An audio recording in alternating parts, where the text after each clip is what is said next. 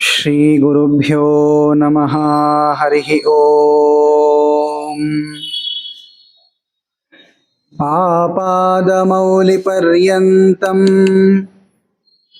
ಗುರುಣಾಂ ಆಕೃತಿಂ ಸ್ಮರೇತ್ ತೇನ ವಿಘ್ನಾಃ ಪ್ರಣಶ್ಯಂತಿ ಸಿದ್ಧ್ಯಂತಿ ಚ ಮನೋರಥಾಃ. ನಾರಾಯಣಂ ಸುರಗುರುಂ ಜಗದೇಕನಾಥಂ ಭಕ್ತಪ್ರಿಯಂ ಸಕಲಲೋಕನಮಸ್ಕೃತಂ ಚ ತ್ರೈಗುಣ್ಯವರ್ಜಿತಮಜಂ ವಿಭುಮಾದ್ಯಮೀಶಂ ವಂದೇ ಭವಘ್ನಮರಾಸುರಸಿದ್ಧವಂದ್ಯಂ. ನಾರಾಯಣಂ ನಮಸ್ಕೃತ್ಯ ನರಂ ಚೈವ ನರೋತ್ತಮಂ ದೇವೀಂ ಸರಸ್ವತೀಂ ವ್ಯಾಸಂ ತತೋ ಜಯಮುದೀರಯೇ. ನಾರಾಯಣಾಯ ಪರಿಪೂರ್ಣಗುಣಾರ್ಣವಾಯ ವಿಶ್ವೋದಯಸ್ಥಿತಿಲಯೋನ್ನಿಯತಿಪ್ರದಾಯ ಜ್ಞಾನಪ್ರದಾಯ ವಿಬುಧಾಸುರಸೌಖ್ಯದುಃಖ ಸತ್ಕಾರಣಾಯ ವಿತತಾಯ ನಮೋ ನಮಸ್ತೆ. ಯಸ್ಯ ತ್ರೀಣ್ಯುದಿತಾನಿ ವೇದವಚನೆ ರೂಪಾಣಿ ದಿವ್ಯಾನ್ಯಲಂ ಬಟ್ ತದ್ದರ್ಶತಮಿತ್ಥಮೇವ ನಿಹಿತಂ ದೇವಸ್ಯ ಭರ್ಗೋ ಮಹತ್. ವಾಯೋ ರಾಮವಚೋನಯಂ ಪ್ರಥಮಕಂ ವೃಕ್ಷೋ ದ್ವಿತೀಯಂ ವಪುಃ ಮಧ್ವೋ ಯತ್ತು ತೃತೀಯಮೇತದಮುನಾ ಗ್ರಂಥಃ ಕೃತಃ ಕೇಶವೇ. ಅಸ್ಮದ್ಗುರುಸಮಾರಂಭಾಂ ಟೀಕಾಕೃತ್ಪಾದಮಧ್ಯಗಾಂ ಶ್ರೀಮದಾಚಾರ್ಯಪರ್ಯಂತಾಂ ವಂದೇ ಗುರುಪರಂಪರಾಂ. ಮೂಕೋಪಿ ಯತ್ಪ್ರಸಾದೇನ ಮುಕುಂದಶಯನಾಯತೆ ರಾಜರಾಜಾಯತೆ ರಿಕ್ತೋ ರಾಘವೇಂದ್ರಂ ತಮಾಶ್ರಯೇ. ಧರ್ಮೋ ವಿವರ್ಧತಿ ಯುಧಿಷ್ಠಿರಕೀರ್ತನೇನ ಪಾಪಂ ಪ್ರಣಶ್ಯತಿ ವೃಕೋದರಕೀರ್ತನೇನ ಶತ್ರುರ್ವಿನಶ್ಯತಿ ಧನಂಜಯ ಕೀರ್ತನೇನ ಮಾದ್ರೀಸುತೌ ಕಥಯತಾಂ ನ ಭವಂತಿ ರೋಗಾಃ.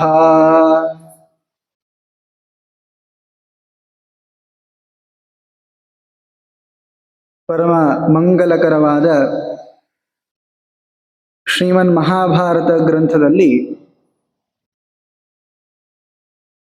ನಾನಾ ಕಥೆಗಳನ್ನು ಹೇಳುವ ಮೂಲಕ ಎಲ್ಲ ಸಜ್ಜನರಿಗೂ ಕೂಡ ಅವಶ್ಯ ಜ್ಞೇಯವಾಗಿರುವ ಧರ್ಮಗಳ ನಿರೂಪಣೆಯನ್ನು ಮಾಡ್ತಾ ಇದ್ದಾರೆ.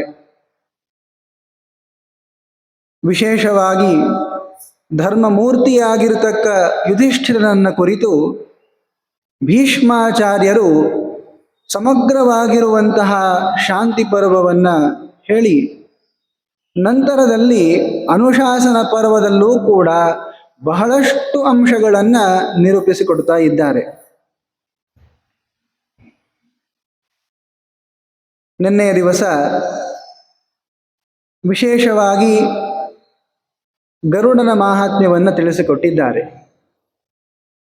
ಹಾಗೇನೆ ಲಕ್ಷ್ಮೀದೇವಿಯ ಆವಾಸ ಸ್ಥಾನ ಯಾವುದು, ಎಂತಹ ಪುರುಷರಲ್ಲಿ ಎಂತಹ ಸ್ತ್ರೀಯರಲ್ಲಿ ಲಕ್ಷ್ಮಿಯ ವಾಸ ಇರುತ್ತದೆ, ಅತ್ಯಂತ ಶುದ್ಧರಾಗಿರುವಂತಹ ಪುರುಷರು, ಸ್ತ್ರೀಯರು ಅಂದರೆ ಯಾರು, ಅವರ ವರ್ತನೆ ಹೇಗಿರಬೇಕು ಅನ್ನೋದನ್ನು ಹೇಳ್ತಾ ಈ ಎಲ್ಲ ಅಂಶಗಳನ್ನು ಉಪದೇಶ ಪಡೆಯುವಂತಹ ವ್ಯಕ್ತಿಗಳು ಇರ್ತಾರಲ್ಲ, ಅವ್ರು ಹೇಗಿರಬೇಕು, ಯಾರನ್ನು ಕುರಿತು ಉಪದೇಶವನ್ನು ಮಾಡಬೇಕು,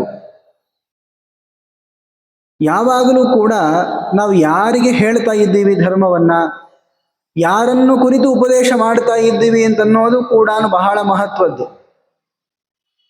ಹಾಗೆ ಸುಮ್ಮನೆ ಕೇಳ್ತಾರೆ ಬಿಡು ಅಂತ 4 ಜನರಿಗೆ ಧರ್ಮೋಪದೇಶವನ್ನ ಮಾಡ್ಲಿಕ್ಕೆ ಆಗೋದಿಲ್ಲ ಅಂತ ಮಹಾಭಾರತದಲ್ಲಿ ಹೇಳ್ತಾರೆ. ಉಪದೇಶೋ ನ ಕರ್ತವ್ಯ ಹ್ಯಜ್ಞಾತ್ವಾ ಯಸ್ಯ ಕಸ್ಯಚಿತ್ ಉಪದೇಶಾಧಿ ತತ್ ಪಾಪಂ ಬ್ರಾಹ್ಮಣ ಸಮವಾಪ್ನುಯಾತ್. ನೋಡಿ, ಯಾರಿಗಾದರೂ ಕೂಡ ಸುಮ್ಮನೆ ಹಾಗೆ ಕೇಳಿದ್ರು ಅಂತ ಎಲ್ಲ ಧರ್ಮಗಳ ಉಪದೇಶವನ್ನು ಮಾಡಬಾರದು. ಎಲ್ಲರಿಗೂ ಕೂಡ ಅವಶ್ಯ ಜ್ಞೇಯವಾಗಿರುವ ಧರ್ಮಗಳು ಅಂತಿವೆ, ಅವುಗಳನ್ನು ಹೇಳಬಹುದು. ಸತ್ಯವಚನವನ್ನು ಮಾಡಬೇಕು, ಯಾರನ್ನು ಹಿಂಸೆ ಮಾಡಬಾರ್ದು, ಗುರು ಹಿರಿಯರ ಸೇವೆ ಮಾಡಬೇಕು, ಇದನ್ನು ಹೇಳಬಹುದು. ಆದರೆ ಅವರು ಕೇಳ್ತಾರೆ, ಅನುಷ್ಠಾನವನ್ನು ಮಾಡೇ ಮಾಡ್ತಾರೆ ಎನ್ನುವಂತಹ ಭರವಸೆ ಹೇಳುವಂತಹ ವ್ಯಕ್ತಿಗೆ ಇಲ್ಲದಿದ್ದಾಗ, ಯಾರು ಉಪದೇಶ ಪಡಿಲಿಕ್ಕೆ ಅಂತ ಬಂದಿದ್ದಾರೋ ಅವರು ಸೇವೆಯನ್ನು ಮಾಡದೇ ಇದ್ದರೆ, ಅವರು ವಿಶ್ವಾಸಕ್ಕೆ ಅನರ್ಹರು ಅಂತಾದಾಗ ಅಂಥವರಿಗೆ ಉಪದೇಶವನ್ನು ಮಾಡಬಾರದು ಅಂತ ಮಹಾಭಾರತದಲ್ಲಿ ಹೇಳ್ತಾರೆ. ಹಿಂದಕ್ಕೆ ಹೀಗೆ ಇರ್ತಾ ಇತ್ತು.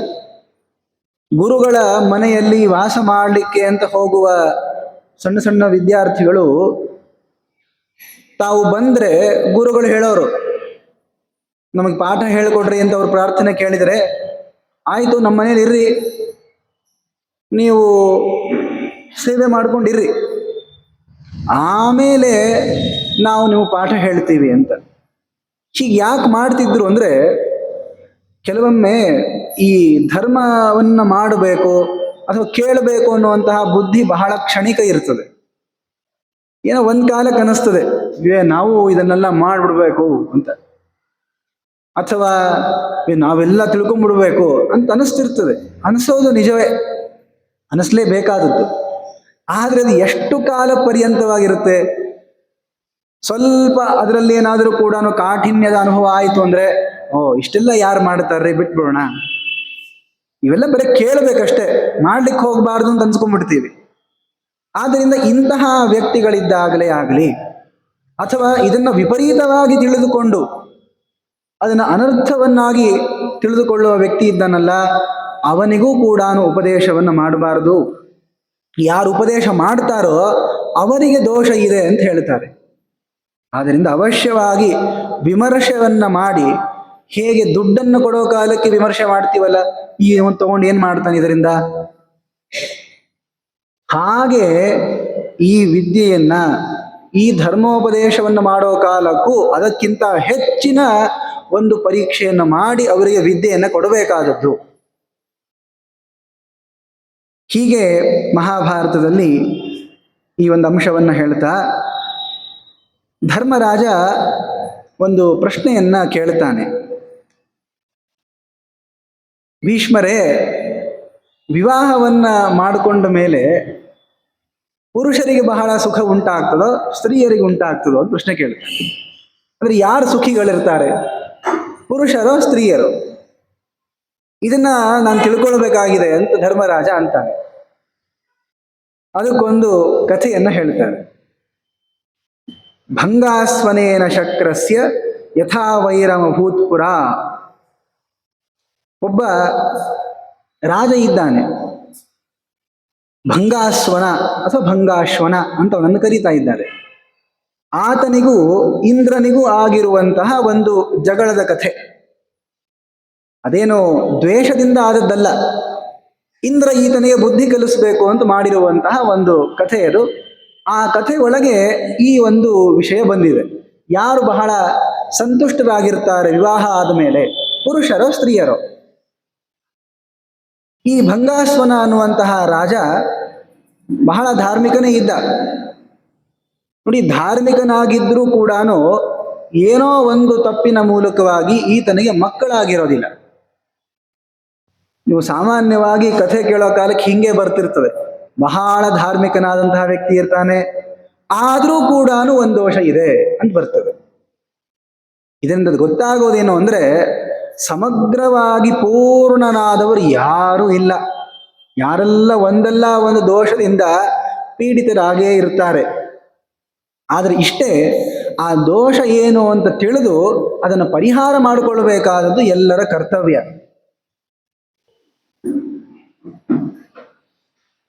ಈ ಭಂಗಾಸ್ವನ ತಾನೂ ಕೂಡ ಮತ್ತು ಮಕ್ಕಳಾಗಿಲ್ಲಲ್ಲ, ಏನು ಮಾಡೋದು ಅಂತ ಯಾವುದಾದ್ರೂ ಒಂದು ಯಜ್ಞ ಮಾಡೋಣ. ಯಜ್ಞವನ್ನು ಮಾಡಿ ದೇವತೆಗಳನ್ನು ಪ್ರಸನ್ನೀಕರಿಸಿಕೊಂಡಾಗ ಅವರು ಉತ್ತಮವಾಗಿರುವ ಸಂತಾನವನ್ನು ಕೊಡ್ತಾರೆ. ಅಪುತ್ರ ಪುರುಷವ್ಯಾಘ್ರ ಪುತ್ರಾರ್ಥಂ ಯಜ್ಞಮಾಹರತ ಅಗ್ನಿಷ್ಟುತಂ ಚ ರಾಜರ್ಷಿ ಇಂದ್ರದ್ವಿಷ್ಟಂ ಮಹಾಬಲಃ. ಅಗ್ನಿಷ್ಟುತ್ ಅನ್ನುವಂತಹ ಒಂದು ಯಜ್ಞ. ಈ ಅಗ್ನಿಷ್ಟುನಾಮಕವಾಗಿರುವ ಯಜ್ಞವನ್ನ ಮಾಡ್ತಾ ಇದ್ದಾನೆ. ಆದ್ರೆ ಇದು ಇಂದ್ರನಿಗೆ ಅಷ್ಟು ಹಿಡಿಸುವಂತಹದ್ದಲ್ಲಿದು. ಇಂದ್ರನಿಗೆ ಈ ಅಗ್ನಿಷ್ಟುತ್ಯಾಗದಿಂದ ಅಷ್ಟೇನು ಸಂತೋಷ ಆಗಲ್ಲ. ಇಂದ್ರದ್ವಿಷ್ಟಂ ಮಹಾಬಲಃ. ಆದರೂ ಮಾಡೋಣ ನೋಡ್ರಿ, ಹೇಗಾದ್ರೂ ಮಾಡಿ ಮಕ್ಕಳನ್ನು ಪಡಿಬೇಕು ಅಂತ ಇರ್ತದೆ. ಯಾವ ಯಜ್ಞ ಮಾಡಿದರೆ ಏನಾಗೋದಿದೆ, ಮಕ್ಕಳು ಸಿಕ್ಕರೆ ಸಾಕಾಗಿದೆ ಅಲ್ಲ. ಆದ್ರಿಂದ ಇಂದ್ರನಿಗೆ ಇದರಿಂದ ಸ್ವಲ್ಪ ಸಿಟ್ಟು ಬರ್ತದೆ ಅಂದರೆ ಬರಲಿ, ಮಕ್ಕಳಂತೂ ಆಗ್ತಾರಲ್ಲ. ಅದರಿಂದ ಪ್ರಾಯಶ್ಚಿತ್ತೇಶು ಮರ್ತ್ಯಾನಾಂ ಪುತ್ರಕಾಮೇಶು ಚೇಷ್ಯತೆ. ಏನಾದರೂ ಈ ಯಜ್ಞವನ್ನು ಮಾಡಿ ಕೊನೆಗೆ ಪ್ರಾಯಶ್ಚಿತ್ತ ಮಾಡಿಕೊಂಡ್ರೆ ಆಯ್ತು, ಇಂದ್ರ ಸಿಟ್ಟಿಗೆ ಹೇಳೋದು ಬೇಡ ಅಂತ. ಆದ್ರೆ ಮಕ್ಕಳಾಗ್ತಾರಲ್ಲ, ಮಾಡಿಬಿಡೋಣ ಅಂತ ಈ ಯಜ್ಞವನ್ನು ಮಾಡಿದ. ಇಂದ್ರ ಜ್ಞಾತ್ವಾತು ತಂ ಯಜ್ಞಂ ಮಹಾಭಾಗ ಸುರೇಶ್ವರ. ಇಂದ್ರನಿಗೆ ಗೊತ್ತಾಯ್ತು, ಈತ ಭಂಗಾಸ್ವನ ನನಗೆ ಬೇಡವಾಗಿರುವಂತಹ ಯಜ್ಞವನ್ನು ಮಾಡ್ತಾ ಇದ್ದಾನೆ, ಇರ್ಲಿ. ಆದರೂ ಕೂಡ ಇವನಿಗೆ ಈಗಲೇ ಏನೂ ಕೂಡ ಪ್ರತೀಕಾರ ಮಾಡೋದು ಬೇಡ ಅಂತ ಸುಮ್ಮನೆ ಇರ್ತಾನೆ. ಕೊನೆಗೆ ಒಂದು ದಿವಸ ಬಹಳಷ್ಟು ಇವನಿಗೆ ಮಕ್ಕಳಾದವರು ಇದ್ದಾರೆ. ಈತ ಬೇಟೆಗೆ ಹೋಗಬೇಕು ಅಂತ ರಾಜ ಹೋಗಿದ್ದಾನೆ ಕಾಡಿಗೆ. ಒಂದು ಕುದುರೆಯನ್ನ ಏರ್ಕೊಂಡು ಹೋಗಿದ್ದಾನೆ. ಹೋಗೋ ಕಾಲಕ್ಕೆ ಕೆಲವೊಮ್ಮೆ ಕಾಡಿನಲ್ಲಿ ಏನಾಗ್ಬಿಡ್ತದೆ, ಸಮಾನವಾಗಿರುವ ವೃಕ್ಷಗಳು ಕಾಣ್ಲಿಕ್ಕೆ ಪ್ರಾರಂಭ ಆದವು ಅಂದ್ರೆ ನಾವು ಎಲ್ಲಿಂದ ಬಂದ್ವಿ, ಎಲ್ಲಿ ಶುರು ಆಯಿತು ಏನು ಅಂತ ಗೊತ್ತೇ ಆಗೋದಿಲ್ಲ. ಅದರಲ್ಲೂ ಈ ಬೇಟೆಯಲ್ಲಿ ಮೈ ಮರೆತಿರುವಂತಹ ರಾಜರು ಬಹಳಷ್ಟು ಜನರನ್ನ ಹಿಂದಕ್ಕೆ ಕರೆದುಕೊಂಡು ಹೋಗಿಲ್ಲ ಅಂತಂದಾಗ ವಾಪಸ್ ಬರೋದು ಕಷ್ಟ ಆಗ್ಬಿಡ್ತದೆ. ಇದು ಲೌಕಿಕವಾದ ಕಾರಣ. ಆದ್ರೆ ಇಲ್ಲಿ ರಾಜನಿಗೆ ಬೇಕಂತನೇ ದಿಗ್ಭ್ರಾಂತಿಯನ್ನ ಇಂದ್ರನೇ ಮಾಡಿಬಿಡ್ತಾನೆ. ವಾಪಸ್ ಹೋಗ್ಲಿಕ್ಕೆ ಆಗಿರಬಾರ್ದು ಇವನಿಗೆ. ನ ದಿಶೋ ವಿಂದತ ನೃಪಃ ಕ್ಷುತ್ಪಿಪಾಸಾರ್ಧಿತಸ್ತದ. ಹೋದ ಎಕ್ಕಡೆ ಹೋದ್ರೂ ಕೂಡ ವಾಪಸ್ ಹೇಗೆ ಬರೋದು, ನಾನು ಎಲ್ಲಿಂದ ಬಂದಿರೋದು ಏನೂ ಗೊತ್ತಾಗ್ಲಿಲ್ಲ. ಬಹಳ ಹಸಿವೆ ಆಗ್ತಾ ಇದೆ, ನೀರಡಿಕೆ ಆಗ್ತಾ ಇದೆ. ಯಾವಾಗ್ಲೂ ಹೀಗೆ ಆಗೋದು. ಗೊತ್ತಿರುವಂತಹ ಮಾರ್ಗದಲ್ಲಿ ಎಷ್ಟೇ ದೂರ ಹೋಗ್ತಿದ್ರು ಕೂಡ ಹಸಿವೆ ನೀರಡಿಕೆ ನೆನಪಿಗೆ ಬರಲ್ಲ. ಆದ್ರೆ ಗೊತ್ತಿಲ್ಲದೆ ಇರುವಂತಹ ಮಾರ್ಗಕ್ಕೆ ಒಂದು 10 ನಿಮಿಷ ನಡ್ಕೋತ ಹೋದ್ರೆ ಆಗ್ಲೇ ಭಯ ಶುರು ಆಗ್ಬಿಟ್ಟಿರ್ತದೆ. ಬಹಳಷ್ಟು ನೀರಡಿಕೆ ಆಯಿತು, ಹಸಿವೆ ಆಗಿದೆ, ಏನ್ ಮಾಡೋದು ಅಂತ ಇತಶ್ಚೇತಶ್ಚ ಧಾವನ್ವೈ ಶ್ರಮ ತೃಷ್ಣಾರ್ಧಿತೋ ನೃಪ. ಅಲ್ಲಿ ಎಲ್ಲಾ ಕಡೆ ಸಂಚಾರ ಮಾಡ್ದ. ಕೊನೆಗೆ ಇವನು ಪುಣ್ಯಕ್ಕೆ ಒಂದು ಸರೋವರ ಸಿಕ್ತು. ಅಪಶ್ಯತ್ ಸುಚಿರಂ ತೂರ್ಣಂ. ಪೂರ್ಣವಾಗಿರುವಂತಹ ನೀರಿದೆ, ಶುದ್ಧವಾಗಿರುವಂತಹ ನೀರು. ಅಲ್ಲಿ ಹೋಗಿ ಅವಗಾಹನೆಯನ್ನ ಮಾಡಿ ನೀರನ್ನ ತಾನು ಕುಡಿಬೇಕು, ಈ ಕುದುರೆಗೂ ಕೂಡ ಕುಡಿಸಿದ್ರಾಯ್ತು ಅಂತ ಅಲ್ಲಿ ಸರೋವರಕ್ಕೆ ಹೋದ. ಅಲ್ಲೇ ಸರೋವರದ ಪಕ್ಕಕ್ಕೆ ಒಂದು ಗಿಡ ಬೆಳೆದಿತ್ತು.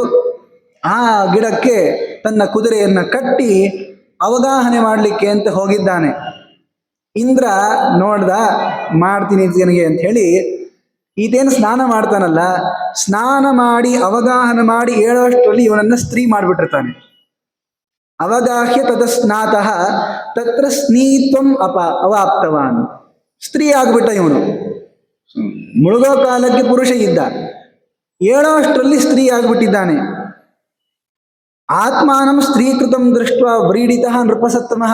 ಅಯ್ಯೋ ನಾನು ಸ್ತ್ರೀ ಆಗ್ಬಿಟ್ನಲ್ಲ ಅಂತ ನೋಡಿದ ತಕ್ಷಣ ನಾಚಿಕೆ ಉಂಟಾಗ್ಬಿಡ್ತು ಅವನಿಗೆ.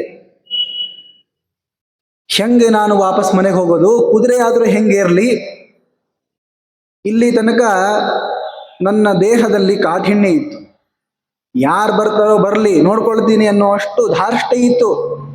ಆದ್ರೆ ಈಗ ಮೃದುತ್ವ ಬಂದ್ಬಿಟ್ಟಿದೆ, ಸಣ್ಣವನಾಗಿದ್ದೇನೆ. ಆಮೇಲೆ ನನಗೆ ಈ ಕೆಲಸ ಆಗೋದಿಲ್ಲ, ಅನ್ನುವಂತಹ ಹಿಂಜರಿಕೆ ಬರ್ತಾ ಇದೆ. ಆಮೇಲೆ ಪರಾಧೀನನಾಗ್ಬಿಟ್ಟೆ ನಾನು, ಏನ್ ಮಾಡೋದು? ಹಾಸಭಾವಾದಿ ಲಾವಣ್ಯಂ ಸ್ತ್ರೀ ಗುಣಾದ್ವಾ ಕುತೂಹಲಂ ಸ್ತ್ರೀ ಗುಣ ಋಷಿಭಿ ಪ್ರೋಕ್ತ ಧರ್ಮದರ್ಥ ತತಶಿಭಿ. ಸಾಮಾನ್ಯವಾಗಿ ನಗೋದು, ಎಲ್ಲರಿಂದ ನಗನಗುತ್ತಾ ಮಾತಾಡೋದು, ಇದೆಲ್ಲ ಪುರುಷರು ಮಾಡಂಗಿಲ್ಲ, ಸ್ತ್ರೀಯರು ಮಾಡ್ತಿರ್ತಾರೆ. ಆಮೇಲೆ ಉತ್ತಮವಾಗಿರುವಂತಹ ಲಾವಣ್ಯ, ಒಂದು ತೇಜೋ ವಿಶೇಷ ಮುಖದಲ್ಲಿರುವಂತಹದ್ದು. ಆಮೇಲೆ ಎಲ್ಲ ಕಡೆಯೂ ಕೂಡ ಹೋಗಬೇಕು ಅನ್ನುವಂತಹ ಆಸೆ, ಅಂದ್ರೆ ಎಲ್ಲರ ನಟ್ಲು ಹೋಗಿ ನಿಂದಿರಬೇಕು ಅನ್ನುವಂಥದ್ದು ಇರಲ್ಲ. ಈ ರಾಜರಿಗಿರ್ತದೆ ಹೀಗೆಲ್ಲರ ಒಳಗೆ ಪ್ರವೇಶ ಮಾಡಬೇಕು ಅಂತ. ಇದು ಯಾವುದೂ ಕೂಡ ಇವನಿಗೆ ಇಲ್ವೇ ಇಲ್ಲ. ಇವಾಗ ತನ್ನಲ್ಲಿರುವಂತಹ ಎಲ್ಲ ಗುಣಗಳನ್ನು ಕಳೆದುಕೊಂಡು ಸ್ತ್ರೀ ಭಾವವನ್ನು ಪಡೆದಿದ್ದಾನೆ. ಕೊನೆಗೇನ್ ಮಾಡೋದು? ಏನೋ ಕಷ್ಟಪಟ್ಟು ಕುದುರೆಯನ್ನ ಏರಿದ, ಸ್ತ್ರೀ ಆಗಿಯೇನೆ ಕುದುರೆಯನ್ನ ಏರಿ ಕಷ್ಟಪಟ್ಟು ತನ್ನ ಮನೆಗೆ ಬಂದ. ಮನೆಗೆ ಬಂದು ಅವನ ಹೆಂಡತಿಗೆ ಮಕ್ಕಳಿಗೆ ತೋರಿಸ್ತಾನೆ. ಪುತ್ರಾಹ ದಾರಾಶ್ಚ ಭೃತ್ಯಾಶ್ಚ ಪೌರಜಾನಪದಾಶ್ಚತೆ ಕಿಂ ವಿಧಂ ತ್ವಿತಿ ವಿಜ್ಞಾಯ ವಿಸ್ಮಯಂ ಪರಮಂಗತಾಹ. ಏನಪ್ಪ, ನಮ್ಮ ರಾಜ ಹೆಣ್ಣಾಗ್ಬಿಟ್ಟಿದ್ದಾನಲ್ಲ ಅಂತ ಎಲ್ಲರಿಗೂ ಆಶ್ಚರ್ಯ. ಸ್ವತಃ ಹೆಂಡತಿಗೂ ಆಶ್ಚರ್ಯ ಆಗೋಯ್ತು, ಮಕ್ಕಳಿಗೆ ಆಶ್ಚರ್ಯ. ಊರ್ನವರೆಲ್ಲರೂ ಕೇಳಿದ್ರು, ಯಾಕೋ ರಾಜ ಹಿಂಗೆ ಯಾಕಾಯ್ತು? ಎಲ್ಲ ಕಥೆ ಹೇಳ್ದ. ಏನ್ ಗೊತ್ತಿಲ್ಲಪ್ಪ, ನಾನು ಬೇಟೆಗೆ ಅಂತ ಹೋಗಿದ್ದೆ, ಸರೋವರದಲ್ಲಿ ಸ್ನಾನ ಮಾಡಿ ಏಳೋಷ್ಟರಲ್ಲಿ ಹೆಣ್ಣಾಗ್ಬಿಟ್ಟಿದ್ದೀನಿ ನೋಡು. ಪ್ರಾಯಶಃ ಇದೇನೋ ದೇವತೆಗಳ ಆಟ ಇದು, ಹೀಗಾಗ್ಲಿಕ್ಕೆ ಹೆಂಗಾಗ್ತದೆ? ಕೊನೆಗೆ ಏನ್ ಮಾಡೋದು? ಅವನಿಗೆ ತನ್ನ ಹೆಂಡತಿಯಲ್ಲಿ 100 ಜನ ಮಕ್ಕಳು ಹುಟ್ಟಿರ್ತಾರೆ. ಅವ್ರಿಗೆ ಹೇಳ್ತಾನೆ, ನಾನು ಇನ್ಮೇಲಿಂದ ರಾಜ್ಯವನ್ನ ಆಳ್ಲಿಕ್ಕೆ ಆಗೋದಿಲ್ಲ. ಹೇಗೆ ಆಳ್ಲಿಕ್ಕೆ ಆಗ್ತದೆ? ನಿಮಗೆ ಎಲ್ಲ ರಾಜ್ಯ ಕೊಡ್ತೀನಿ ಅಂತ ಮಕ್ಕಳಿಗೆ ರಾಜ್ಯವನ್ನ ಕೊಟ್ಟು ನಾನು ಯಾವುದಾದ್ರೂ ಋಷಿಮುನಿಗಳ ಆಶ್ರಮ ಸೇರ್ಕೊಳ್ತೀನಿ, ಅವ್ರ ಸೇವೆ ಮಾಡ್ಕೊಂಡಿರ್ತೀನಿ ಅಂತ ಹೋದ. ಸ ಪುತ್ರಾಣಾಂ ಶತಂ ರಾಜ ಅಭಿಷಿಚ್ಯ ವನಂಗತಃ. ವನಕ್ಕೆ ಹೋದ ಮೇಲೆ ಅಲ್ಲೊಬ್ಬ ಋಷಿಗಳ ಮನೆಗೆ ಹೋಗ್ತಾನೆ. ತಾಪಸೇನಾಸ್ಯ ಪುತ್ರಾಣಾಂ ಆಶ್ರಮೇಶ್ವಭವತ್ ಶತಂ. ಆಗ ಆ ಋಷಿಗಳನ್ನು ನೋಡಿದಾಗ ಅವರು ನಾವು ವಿವಾಹ ಮಾಡ್ಕೊಳ್ತೀವಿ ಅಂತಂತಾರೆ. ಈತ ನಾನು ಸ್ತ್ರೀ ಆಗಿರೋದ್ರಿಂದ ಹೂ ಅಂತ ಅವರು ಲಗ್ನ ಮಾಡ್ಕೊಳ್ತಾನೆ. ಅಲ್ಲೂ ಕೂಡ 100 ಮಂದಿ ಮಕ್ಕಳು ಹುಟ್ಟುತ್ತಾರೆ. ಹೀಗೆ ತಾ ಪುರುಷನಾದಾಗ 100 ಜನ ಮಕ್ಕಳು, ತಾ ಸ್ತ್ರೀ ಆದಾಗ ಒಬ್ಬ ಋಷಿಯನ್ನು ವಿವಾಹ ಮಾಡಿಕೊಂಡು ಅಲ್ಲಿ 100 ಮಕ್ಕಳು, ಒಟ್ಟು 200 ಮಕ್ಕಳು ಇವನಿಗೆ. ಈತ ಏನ್ ಮಾಡ್ತಾನೆ, ಈಗ ಋಷಿಗಳಿಗೆ ಹುಟ್ಟಿರುವಂತಹ ಮಕ್ಕಳಿಗೆ ಒಂದು ಏನಾದ್ರೂ ಕಲ್ಪನೆ ಮಾಡ್ಕೊಡ್ಬೇಕಲ್ಲ, ಅದಕ್ಕೆ ತಂದೆ ರಾಜ್ಯ ಕರ್ಕೊಂಡು ಹೋಗ್ತಾನೆ. ಮತ್ತೆ ಪುರುಷತ್ವೇ ಸುತ ಯೂಯಂ ಸ್ತ್ರೀತ್ವೇ ಚೇಮೆ ಶತಂ ಸುತಾಹ ಏಕತ್ರ ಭುಜ್ಯತಾಂ ರಾಜ್ಯಂ ಭ್ರಾತೃಭಾವೇನ ಪುತ್ರಕಾಹ. ನೋಡ್ರಪ್ಪ, ನನಗೆ ಹುಟ್ಟಿರುವಂತಹ ಮಕ್ಕಳು ಇವರಿಬ್ರು, ನಾನು ಪುರುಷನಾದಾಗ ಹುಟ್ಟಿರುವಂಥವ್ರು ನೀವು, ಈಗಾಗಲೇ ರಾಜ್ಯವನ್ನು ಆಳ್ತಾ ಇದ್ದೀರಿ. ಈ ಕರ್ಕೊಂಡ್ಬಂದಿರುವಂತಹ ಮಕ್ಕಳೆಲ್ಲ ನನ್ನವರೇಪ. ಆದ್ರೆ ನಾನು ಸ್ತ್ರೀ ಆದಾಗ ಹುಟ್ಟಿರುವಂಥವ್ರು ನೀವಿಬ್ರು ಕೂಡ ಸೇರ್ಕೊಂಡು 200 ಜನರು ಕೂಡ ಅಣ್ತಮ್ಮಂದ್ರು ನೀವು, ಹಾಗೆ ವರ್ತಿಸ್ಬೇಕು ಅಂತ ಹೇಳಿದ್ರೆ ಹೂ ಅಂತ ಒಪ್ಕೊಂಡ್ರು. ನಾವು ಇರ್ತೀವಿ, ನಮ್ಗೇನು ಚಿಂತೆ ಇಲ್ಲ. ಅಪ್ಪನ ಮೇಲೆ ಅಷ್ಟು ವಿಶ್ವಾಸ, ಸ್ತ್ರೀ ಆದಾಗಲೂ ಕೂಡ. ಆದ್ರೆ ಇಷ್ಟು ಬರೋಬ್ಬರಿ ಇದ್ರೆ ಅದು ಕಥೆ ಹೇಗಾಗ್ತದೆ? ಆವಾಗ ಏನಾಗ್ತದೆ ಅಂದ್ರೆ, ದೇವೇಂದ್ರನಿಗೆ ಸಿಟ್ಟು ಬಂತು. ಏನಿದು, ಮೊದಲೇ ನನಗೆ ವಿರುದ್ಧವಾಗಿರುವ ಯಜ್ಞವನ್ನು ಮಾಡಿದ್ದಾನೆ, ಹೋಗ್ಲಿ ಅಂತ ಬಿಟ್ಟೆ. ಏನೋ ಯಜ್ಞ ಮಾಡಿದ್ದಕ್ಕೆ 100 ಜನ ಮಕ್ಕಳಾದ್ರು, ಆವಾಗ್ಲೂ ಸುಮ್ಮನೆ ಇದ್ದೆ. ಸರೋವರದಲ್ಲಿ ಸ್ನಾನ ಮಾಡ್ದ, ಹೆಣ್ಣಾದ, ಇದರಿಂದಾದ್ರೂ ಸುಮ್ಮನೆ ಆಗ್ತಾನ ಅಂತಂದ್ರೆ ಇಲ್ಲ, ಅಲ್ಲೂ ವಿವಾಹ ಮಾಡ್ಕೊಂಡು ಮತ್ತೆ ಸುಖವನ್ನೇ ಪಡ್ತಾ ಇದ್ದಾನೆ, 100 ಮಂದಿ ಮಕ್ಕಳನ್ನು ಪಡೆದು. ಅದಕ್ಕೇನ್ ಮಾಡ್ತಾನೆ, ಇಂದ್ರ ಬ್ರಾಹ್ಮಣ ರೂಪದಲ್ಲಿ ಬಂದು ಈ ರಾಜ ಗಂಡ ಆಗಿರುವಾಗ ಹುಟ್ಟಿರುವಂತಹ 100 ಮಕ್ಕಳಿಗೂ ಹೆಣ್ಣಾಗಿ ಹುಟ್ಟಿರುವಂತಹ 100 ಮಂದಿ ಮಕ್ಕಳು ನಡುವೆ ಜಡುಗ ಹಾಸ್ತಾನೆ. ತಥೋ ಬ್ರಾಹ್ಮಣ ರೂಪೇಣ ದೇವರಾಜ ಶತಕ್ರತು ಭೇದಯಾಮಾಸ ತಾನ್ ಗತ್ವ ನಗರಂಬೈ ನೃಪಾತ್ಮಜಾತ್. ಕೆಲವೊಮ್ಮೆ ಬ್ರಾಹ್ಮಣರು ಈ ಕೆಲಸ ಮಾಡ್ತಾರೆ, ಇನ್ನೊಬ್ಬರ ಬಗ್ಗೆ ಹೇಳ್ಬಿಡೋದು, ಹೇಳಿ ದೋಷೋದ್ಘಾಟನೆಯನ್ನು ಮಾಡಿಬಿಟ್ಟು ಪರಸ್ಪರ ಅವರಲ್ಲಿ ಕಲಹವನ್ನು ಹುಟ್ಟಿಸ್ಬಿಡೋದು. ಈತ ಬರ್ತಾನೆ ಬ್ರಾಹ್ಮಣ, ಇಂದ್ರನೇ ಬಂದಿರೋದು. ಅವ್ರನ್ನ ಹೆಂಗ ತಗೊಳಿಕ್ ಬರ್ತದಪ್ಪ? ಈಗ ರಾಜ್ಯ ಯಾರಿಗೆ ಬರ್ತದೆ? ತಂದೆ ರಾಜ್ಯ ಮಕ್ಕಳಿಗೆ ಬರಬೇಕು. ಈಗ ನೀವು ಸಾಕ್ಷಾತ್ ರಾಜನಿಗೆ ಹುಟ್ಟಿರುವಂಥವರು, ಆದ್ರೆ ಅವರು ಯಾವುದೋ ಋಷಿ ಹುಟ್ಟಿದವರು, ಅಂದ್ರೆ ಇವನ ತಂದೆ ಸ್ತ್ರೀ ಆದಾಗ ತಾನೇ ಹುಟ್ಟಿರೋದು. ಅವ್ರನ್ನ ಯಾಕೆ ಇಲ್ಲಿ ಕರ್ಕೊಂಡ್ಬರ್ಬೇಕು? ಯಾಕೆ ಕೊಡ್ಬೇಕು ಅವ್ರಿಗೆ ರಾಜ್ಯ? ಬೇಡ. ಹೀಗೆ ಆ ಬ್ರಾಹ್ಮಣರ ಮಾತನ್ನ ಕೇಳಿ, ಇಂದ್ರನ ಮಾತನ್ನ ಕೇಳಿ, ಹೌದಲ್ಲ ನಾವ್ಯಾಕೆ ಕೊಡ್ಬೇಕು ಅಂತ ಪರಸ್ಪರ ಈ 100 ಮಂದಿಗೂ ಆ 100 ಮಂದಿಗೂ ಜಗಳ ಪ್ರಾರಂಭ ಆಯಿತು. ಆಗ ಏನ್ ಮಾಡೋದು? ನೀವ್ಯಾರೂ ಕೂಡ ಈ ರಾಜ ಹೆಣ್ಣಾದಾಗ ಹುಟ್ಟಿರುವಂತಹ ಮಕ್ಕಳನ್ನ ನೀವು ಒಳಗೆ ಕರ್ಕೊಳ್ಬೇಡ್ರಿ, ಹೊರಗೆ ಹಾಕ್ರಿ ಇವರನ್ನ ಅಂತ ಹೇಳಿದ್ರು. ಆಗ ಹೀಗೆಲ್ಲ ಯುದ್ಧ ಆದಾಗ ಅಲ್ಲಿ ರಾಜ ಏನು ಹೆಣ್ಣಾಗಿದ್ನಲ್ಲ ಆತನಿಗೆ ದುಃಖ ಉಂಟಾಯಿತು. ಏನಪ್ಪ ಇದು, ನಾ ಅಂಥದ್ದು ಏನು ಮಾಡಿದ್ದೇನೆ? ಇಬ್ಬರಿಗೂ ಕೂಡ ಪರಸ್ಪರವಾಗಿ ಮೈತ್ರಿಯನ್ನು ಬೆಳೆಸಿ ಜಗಳ ಇಲ್ಲಾರ್ದಂತೆ ರಾಜ್ಯ ಆಳ್ರಿ ಅಂತ ಹೇಳಿಕೊಟ್ರೆ ಯಾರೋ ಬ್ರಾಹ್ಮಣ ಬಂದು ಹೀಗೆ ಮಾಡಿ ಹೋಗಿದ್ದಾನಲ್ಲ, ಏನು ಮಾಡೋದು ಅಂತ ಹೋಗಿ ಆ ಬ್ರಾಹ್ಮಣನ ಕೇಳ್ಕೊಳ್ತಾನೆ ಈ ರಾಜ ಹೆಣ್ಣಾಗಿರುವಂಥವನು. ಏನಪ್ಪ ನೀನು ಯಾಕೆ ಜಗಳ ಹಚ್ತಾ ಇದೀಯಾ ನಮ್ಮ ನಡುವೆ? ನಾನೇನ್ ಮಾಡಿದ್ದೀನಿ ಅಂತಂದ್ರೆ, ನಾನು ಯಾರೋ ಅಲ್ಲ, ಇಂದ್ರ ಅಂತ ಹೇಳ್ತಾನೆ. ನಾನೇ ಇಂದ್ರ, ನೀನು ಬೇಟೆಗೆ ಅಂತ ಹೋದಾಗ ಸ್ತ್ರೀಯನ್ನಾಗಿ ಮಾಡಿದ್ದು ಕೂಡ ನಾನೇ. ನನಗೆ ವಿರುದ್ಧವಾಗಿರುವ ಯಜ್ಞವನ್ನು ನೀನು ಮಾಡಿದ್ದೀಯಲ್ಲ, ಅದಕ್ಕೋಸ್ಕರ ನನಗೆ ಸಿಟ್ಟು ಬಂದಿತ್ತು, ಅದನ್ನು ತೋರಿಸೋಣ ಅಂತ. ನೋಡಿ, ಕೆಲವೊಮ್ಮೆ ಹೀಗೆ ಯಾವುದೋ ಫಲವನ್ನ ನಾವು ಹೊಂದ್ಬಿಟ್ಟಿರ್ತೀವಿ, ಆದರೆ ಅದರಿಂದ ದೇವತೆಗಳಿಗೆ ಅಪಚಾರ ಆಗಿದೆಯೋ ಇಲ್ವೋ ಅನ್ನೋದನ್ನ ನೋಡ್ಬೇಕಾಗ್ತದೆ. ಅವಶ್ಯವಾಗಿ ಗೊತ್ತಿತ್ತು ರಾಜನಿಗೆ ಇದನ್ನು ಮಾಡಿದ್ರೆ ಇಂದ್ರನಿಗೆ ಸಿಟ್ಟು ಬಂದೇ ಬರುತ್ತೆ ಅಂತ, ಅದನ್ನ ಇವನು ಲೆಕ್ಕಿಸ್ಲಿಲ್ಲ. ಅದಕ್ಕೆ ಇಂದ್ರ ಈ ಫಲವನ್ನ ಕೊಟ್ಟು ತನ್ನ ಮಕ್ಕಳಲ್ಲಿ ಪರಸ್ಪರ ಜಗಳ ಹಚ್ಚಿ ಕೊನೆಗೆ ಏನಾಯ್ತು ಅಂತಂದ್ರೆ ಎಲ್ಲಾರು ಹೊಡೆದುಕೊಂಡು ಸತ್ತು ಹೋಗ್ಬಿಟ್ರು. ಈ 100 ಮಂದಿನೂ ಸತ್ತು ಹೋದ್ರು, ಆ 100 ಮಂದಿನೂ ಸತ್ತು ಹೋಗ್ಬಿಟ್ರು. ಆಗ ಬಹಳ ಶೋಕ ಉಂಟಾಯಿತು. ಏನ್ ಮಾಡೋದಪ್ಪ, ಒಬ್ರು ಕೂಡ ಉಳಿಲಿಲ್ವಲ್ಲ. ನಾನು ಗಂಡ ಆದಾಗ ಹುಟ್ಟಿರುವಂತಹ ಮಕ್ಕಳು ಉಳಿಲಿಲ್ಲ, ಸ್ತ್ರೀ ಆಗಿರಿದಾಗ ಹುಟ್ಟಿರುವಂತಹ ಮಕ್ಕಳು ಕೂಡ ಉಳಿಲಿಲ್ವಲ್ಲ, ಈ ಬ್ರಾಹ್ಮಣನೇ ಗತಿ ಅಂತ ಹೋಗಿ ಪ್ರಾರ್ಥನೆ ಮಾಡಿಕೊಂಡು ಇಂದ್ರನ ಪಾದಕ್ಕೆ ಬಿದ್ದಿದ್ದಾಳೆ. ನೋಡು, ನೀನು ನನಗೆ ವಿರುದ್ಧವಾದ ಕಾರ್ಯವನ್ನು ಮಾಡಿದರೆ ಈ ಫಲವನ್ನ ಅನುಭವಿಸಿದ್ದೀಯ, ಹೋಗ್ಲಿ. ಈಗ ನನ್ನ ಪಾದಕ್ಕೆ ಬಿದ್ದಿದ್ದೀಯಲ್ಲ, ನಾನು ಮಾಡಿದ ತಪ್ಪು ಅಂತ ಹೇಳಿದಲ್ಲ ನೀನು, ನಿನಗೆ ವರ ಕೊಡ್ತೀನಿ, ನಿನ್ನ ಮೇಲೆ ಅನುಗ್ರಹ ಮಾಡ್ತೀನಿ ಅಂತ ಇಂದ್ರ ಆ ಬ್ರಾಹ್ಮಣ ವೇಷಧಾರಿಯಾದವನು ಹೇಳ್ತಾನೆ. ಪಾಪ ಇವಳು ಈ ರಾಜ ಭಂಗಾಶ್ವನ ತಾನು ಪಾದಕ್ಕೆ ಬಿದ್ದು ಪ್ರಾರ್ಥನೆ ಮಾಡ್ಕೊಳ್ತಾನೆ, ಹೇಗಾದ್ರೂ ಮಾಡಿ ನನ್ನ ಮಕ್ಕಳನ್ನ ಬದುಕಿಸ್ರಿ, ನನ್ನ ಮೇಲೆ ಅನುಗ್ರಹ ಮಾಡಿ ಅಂತ ಕೇಳ್ತಾನೆ. ಆಗ ಇಂದ್ರ ಪ್ರಶ್ನೆ ಕೇಳ್ತಾನೆ, ಆಯ್ತು ನಾನು ನಿನ್ನ ಮಕ್ಕಳನ್ನ ಬದುಕಿಸ್ತೀನಿ, ಯಾವ ಮಕ್ಕಳನ್ನ ಬದುಕಿಸ್ಲಿ? ನೀನು ಗಂಡಸಾದಾಗ ರಾಜನಾದಾಗ ಹುಟ್ಟಿರುವಂತಹ ಮಕ್ಕಳನ್ನು ಬದುಕಿಸ್ಬೇಕೋ ಅಥವಾ ಸ್ತ್ರೀ ಆದಾಗ ಹುಟ್ಟಿರುವಂತಹ ಮಕ್ಕಳನ್ನು ಬದುಕಿಸ್ಬೇಕೋ ಹೇಳು. ಪುತ್ರಾಸ್ತಿಯೇ ಕಥಮೇ ರಾಜನ್ ಜೀವಂತೇ ತತ್ಪ್ರಚಕ್ಷ್ವಮೇ. ಇವರಿಬ್ಬರಲ್ಲಿ ಆರಿಸ್ಕೋ ನೀನು. ಅಲ್ಲ, ಯಾವ್ದನ್ನ ಆರಿಸ್ಕೊಂಡ್ರೆ ಏನ್ರಿ, ಒಟ್ಟು ಮಕ್ಕಳಾದ್ರೆ ಸಾಕಲ್ಲ. ಸತ್ತಿರುವಂತಹ ಮಕ್ಕಳು ಬದುಕ್ತಾರೆ ಅಂತಂದ್ರೆ ಅವಶ್ಯವಾಗಿ ಬದುಕಲಿ, ಏನಾಗೋದಿದೆ. ಆದರೆ ಈ ಸ್ತ್ರೀ ಹೇಳ್ತಾಳೆ, ಇಲ್ಲ, ಸ್ತ್ರೀಭೂತ ಸಿಹಿರೇ ಪುತ್ರಾಹ ತೇಮೇ ಜೀವಂತು ವಾಸವ.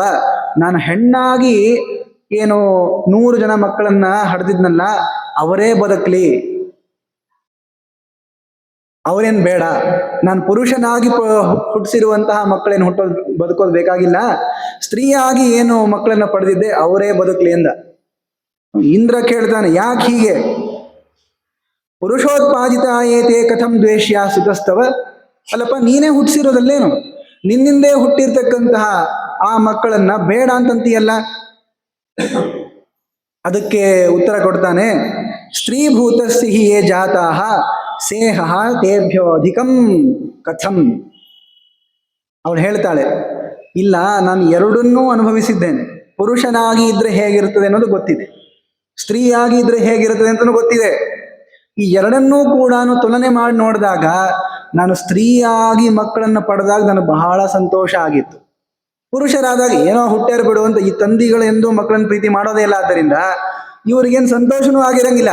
ಏನೋ ಆ ಸಮಯಕ್ಕೆ ಒಂದು ಮಗ ಹುಟ್ಟು ಅಂತ ಸಂತೋಷ ಪಡ್ತಾರಷ್ಟೇ. ಅದಕ್ಕೆ ಎರಡನ್ನೂ ನಾನು ಅನುಭವಿಸಿ ನೋಡಿದ್ದೇನೆ. ಪುರುಷರಾದಾಗ ಆ ಮಕ್ಕಳು ಹುಟ್ಟಿದಾಗ ಏನು ಸಂತೋಷ ಆಗ್ತಿರ್ತದೋ ಅದಕ್ಕಿಂತಲೂ ಕೂಡ ಅಧಿಕವಾಗಿರುವಂತಹ ಆನಂದ ಸ್ತ್ರೀಯವರಿಗೆ ಆಗ್ತಿರ್ತದೆ. ಸ್ತ್ರೀಯಾಸ್ತ್ವಭ್ಯಧಿಕ ಸ್ನೇಹ ನ ತಥಾ ಪುರುಷಸ್ಯ ವೈ ತಸ್ಮಾತ್ತೇ ಶಕ್ರ ಜೀವಂತು ಯೇ ಜಾತ ಸ್ತ್ರೀಕೃತಸ್ಯ ವೈ. ಆದ್ದರಿಂದ ಸ್ತ್ರೀಯರಿಗೆ ಮಕ್ಕಳಾದಾಗ ಬಹಳ ಸಂತೋಷ ಆಗ್ತದೆ ಪುರುಷರಿಗಿಂತ. ಈ ಮಾತನ್ನ ಕೇಳಿದಾಗ ಇಂದ್ರನಿಗೆ ಆಶ್ಚರ್ಯ ಆಯಿತು. ಓ ಸರಿ ಅಂತ ಹೇಳಿ ತಾನು ಸಂತುಷ್ಟನಾಗ್ತಾನೆ. ಆಯಿತು, ನೀನು ಈ ತರಹ ಹೇಳ್ತೀಯಲ್ಲ, ನಿನ್ನ ಪುರುಷರಾಗಿ ಹುಟ್ಟಿರುವಂತಹ ಮಕ್ಕಳು ಬದುಕಲಿ, ಸ್ತ್ರೀಯಾಗಿ ಹುಟ್ಟಿರುವಂತಹ ಮಕ್ಕಳು ಕೂಡ ಬದುಕಲಿ ಅಂತ ಹೇಳ್ತಾನೆ. ಇವಾಗ ನೀ ಹೇಳು, ನಿನಗೇನು ಪುರುಷತ್ವ ಬೇಕೋ ಸ್ತ್ರೀತ್ವ ಬೇಕು ಅಂದ್ರೆ ನಾನು ಸ್ತ್ರೀಯಾಗೇ ಇರ್ತೀನಿ ಅಂತ ಇವನು ಹೇಳ್ತಾನೆ. ಯಾಕೆಂದ್ರೆ ಸ್ತ್ರೀಯರಾದಾಗ ಬಹಳ ಸಂತೋಷ ಇದೆ ಅಂತಂತಾನು. ಸ್ತ್ರೀಯಾ ಏತಸ್ಮಾತ್ ಕಾರಣಾತ್ ಚಕ್ರ ಸ್ತ್ರೀತ್ವಮೇವ ವೃಣೋವ್ಯಹಂ. ಅದಕ್ಕೆ ವಿವಾಹ ಆದ ಮೇಲೆ ಯಾರು ಸಂತುಷ್ಟರಾಗಿರ್ತಾರೆ ಅಂದ್ರೆ ಇಬ್ರು ಸಂತುಷ್ಟರಾಗಿರ್ಬೋದು. ತಾರತಮ್ಯ ಎಲ್ಲಿದೆ ಅಂತಂದ್ರೆ ಪುರುಷರಿಗಿಂತಲೂ ಕೂಡ ಸ್ತ್ರೀಯರು ಸಂತುಷ್ಟರಾಗಿರ್ತಾರೆ. ಮಕ್ಕಳು ಅಂತಾರೆ, ಸಾಕೋದು ಅಂತಂತಾರೆ. ಯಾವ ಮಕ್ಕಳು ಕೂಡ ಅಪ್ಪ ಅಂತ ಅನ್ಕೊಂಡು ಬರೋದೇ ಇಲ್ಲ ಅವರು. ಆದ್ದರಿಂದ ತಾಯಿಯ ಮೇಲೆ, ಸ್ತ್ರೀ ಆದವಳ ಮೇಲೆ ಮಕ್ಕಳಿಗೆ ಸ್ನೇಹ ಇರ್ತದೆ. ಸ್ವತಃ ಮಕ್ಕಳ ಮೇಲೆ ತಾಯಿಗೆ ಬಹಳ ಪ್ರೀತಿ ಇರ್ತದೆ. ಆದ್ದರಿಂದ ಈ ಸ್ನೇಹಕ್ಕೆ ಕಾರಣವಾಗಿರುವಂತಹದ್ದು ವಿವಾಹ ಅಂತಾದ್ದರಿಂದ ವಿವಾಹ ಮಾಡಿಕೊಂಡ ಮೇಲೆ ಸ್ತ್ರೀಯರಿಗೆ ಬಹಳ ಸಂತೋಷವೇ ಹೊರತು ಪುರುಷರಿಗಷ್ಟಲ್ಲ. ಆದ್ರಿಂದ ಧರ್ಮರಾಜನ ಈ ಪ್ರಶ್ನೆ ಕೇಳಿದಲ್ಲ, ಯಾರು ಪುರುಷರು ಸುಖಿಗಳು ಸ್ತ್ರೀಯರು ಸುಖಿಗಳು ಅಂದ್ರೆ ಸ್ತ್ರೀಯರೇ ಸುಖಿಗಳಪ್ಪ ಅಂತ ಹೇಳ್ತಾರೆ. ಸ್ತ್ರೀಭಾವೇನ ಹಿ ತುಷ್ಯಾಮಿ ಗಮ್ಯತಾಂ ತದಶಾಧಿಪ. ನನ್ನನೇನು ವಾಪಸ್ ಪುರುಷ ಮಾಡೋದು ಬೇಕಾಗಿಲ್ಲ, ನಾನು ಸ್ತ್ರೀಯಾಗೇ ಇರ್ತೀನಿ, ಹೋಗು ಅಂತ ಇಂದ್ರನಿಗೆ ಹೇಳ್ತಾನ ಅವನು. ಆದ್ರಿಂದ ಏವಂ ಸ್ತ್ರೀಯ ಮಹಾರಾಜ ಅಧಿಕಾ ಪ್ರೀತಿ ರುಚ್ಯತೆ. ಆದ್ರಿಂದ ಸ್ತ್ರೀಯರಾಗಿರೋದ್ರಿಂದಲೇನೆ ಬಹಳ ಪ್ರೀತಿ ಇದೆ ಅಂತ. ನಾಳೆಯಿಂದ ನಾವು ಸ್ತ್ರೀಯರಾಗಬೇಕು ಅಂತ ಯಾರು ತಪಸ್ ಮಾಡ್ಲಿಕ್ಕೆ ಹೋಗ್ಬೇಡ್ರಿ. ಮತ್ತೆ ದೇವರು ಕೊಡ್ತಾನೆ ಆ ಸ್ತ್ರೀತ್ವವನ್ನು ಬರಬೇಕು ಅಂತ ಆಗಿದ್ರೆ, ಅದರಲ್ಲೂ ನಿಯಮ ಇದೆ. ಮತ್ತೆ ಪುಂಸಾಂ ಸ್ತ್ರೀತ್ವಂ ಭವೇತ್ ಕ್ವಾಪಿ ತಥಾಪ್ಯಂತೆ ಪುಮಾನ್ ಭವೇತ್ ಸ್ತ್ರೀಣಾಂ ನೈವ ಹಿ ಪುಂಸ್ತ್ವಂ ಸ್ಯಾತ್ ಬಲವತ್ ಕಾರಣ ಇರಪಿ ಅಂತ ಒಂದು ಮಾತಿದೆ. ಆಚಾರ್ಯರು ಈ ಅಂಬಾನ್ನ ಕಥೆ ಹೇಳೋ ಕಾಲಕ್ಕೆ ಹೇಳಿರ್ತಾರೆ ನೋಡಿ. ಅಂಬಾ ಯಾರು? ವಸ್ತುತಃ ವರಾಂಗಿ ಎನ್ನುವಂತಹ ಒಬ್ಬ ವಸುಪತ್ನಿ. ಅವಳಿಗೆ ಪುರುಷ ಆಗಬೇಕು ಅಂತಿತ್ತು.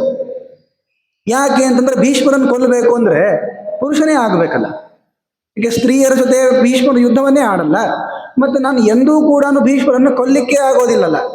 ಅದಕ್ಕೆ ಪುರುಷತ್ವವನ್ನು ಬೇಡಿ ಅವಳು ತಪಸ್ಸನ್ನ ಮಾಡಿದರೆ ರುದ್ರದೇವರು ಎಲ್ಲ ಆಗ್ತದೆ ಅಂತಂದ್ರು, ಆದ್ರೆ ಪುರುಷತ್ವ ಕೊಡ್ಲಿಕ್ಕೆ ಆಗ್ಲಿಲ್ಲ. ಯಾಕೆ ಅಂದ್ರೆ ಸ್ವಾಭಾವಿಕವಾಗಿರುವಂತಹ ಎರಡು ಜಾತಿಗಳಿವೆ, ಒಂದು ಪುರುಷತ್ವ, ಇನ್ನೊಂದು ಸ್ತ್ರೀತ್ವ.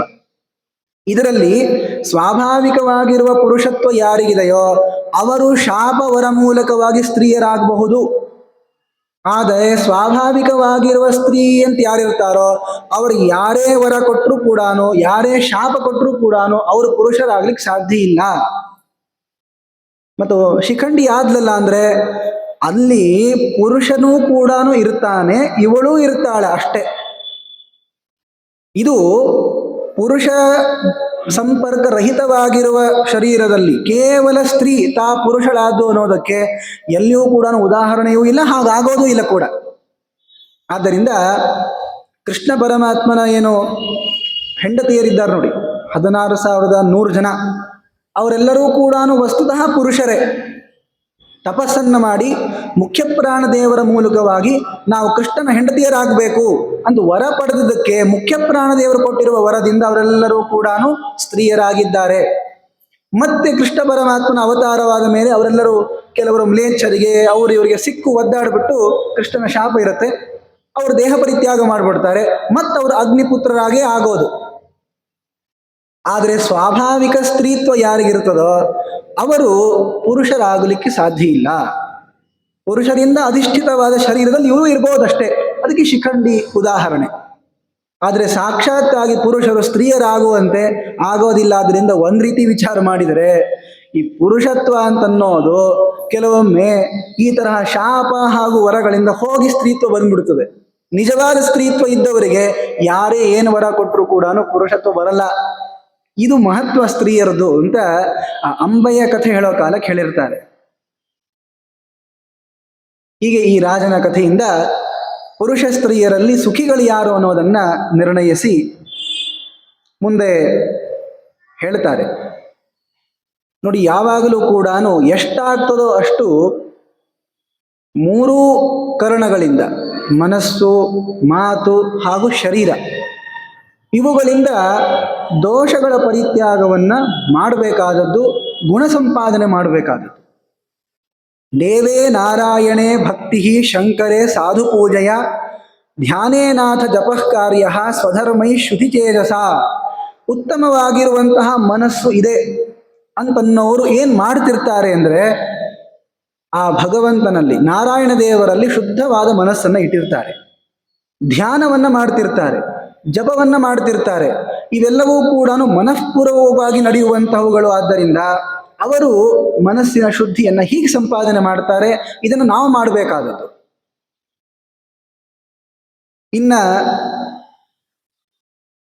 ಇನ್ನೊಬ್ಬರಿಗೆ ಪೀಡೆಯನ್ನು ಉಂಟು ಮಾಡಬಾರ್ದು, ಆಮೇಲೆ ಕಳ್ಳತನವನ್ನು ಮಾಡಬಾರ್ದು, ಹಾಗೇನೆ ಇನ್ನೊಬ್ಬರ ಸ್ವತ್ತನ್ನು ಅಪಹರಿಸಬಾರ್ದು.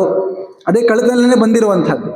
ಇದು ಯಾವುದನ್ನು ಕೂಡ ಮಾಡದೇ ಇದ್ದರೆ ದೇಹ ಅನ್ನೋದು ಶುದ್ಧವಾಗಿರ್ತದೆ.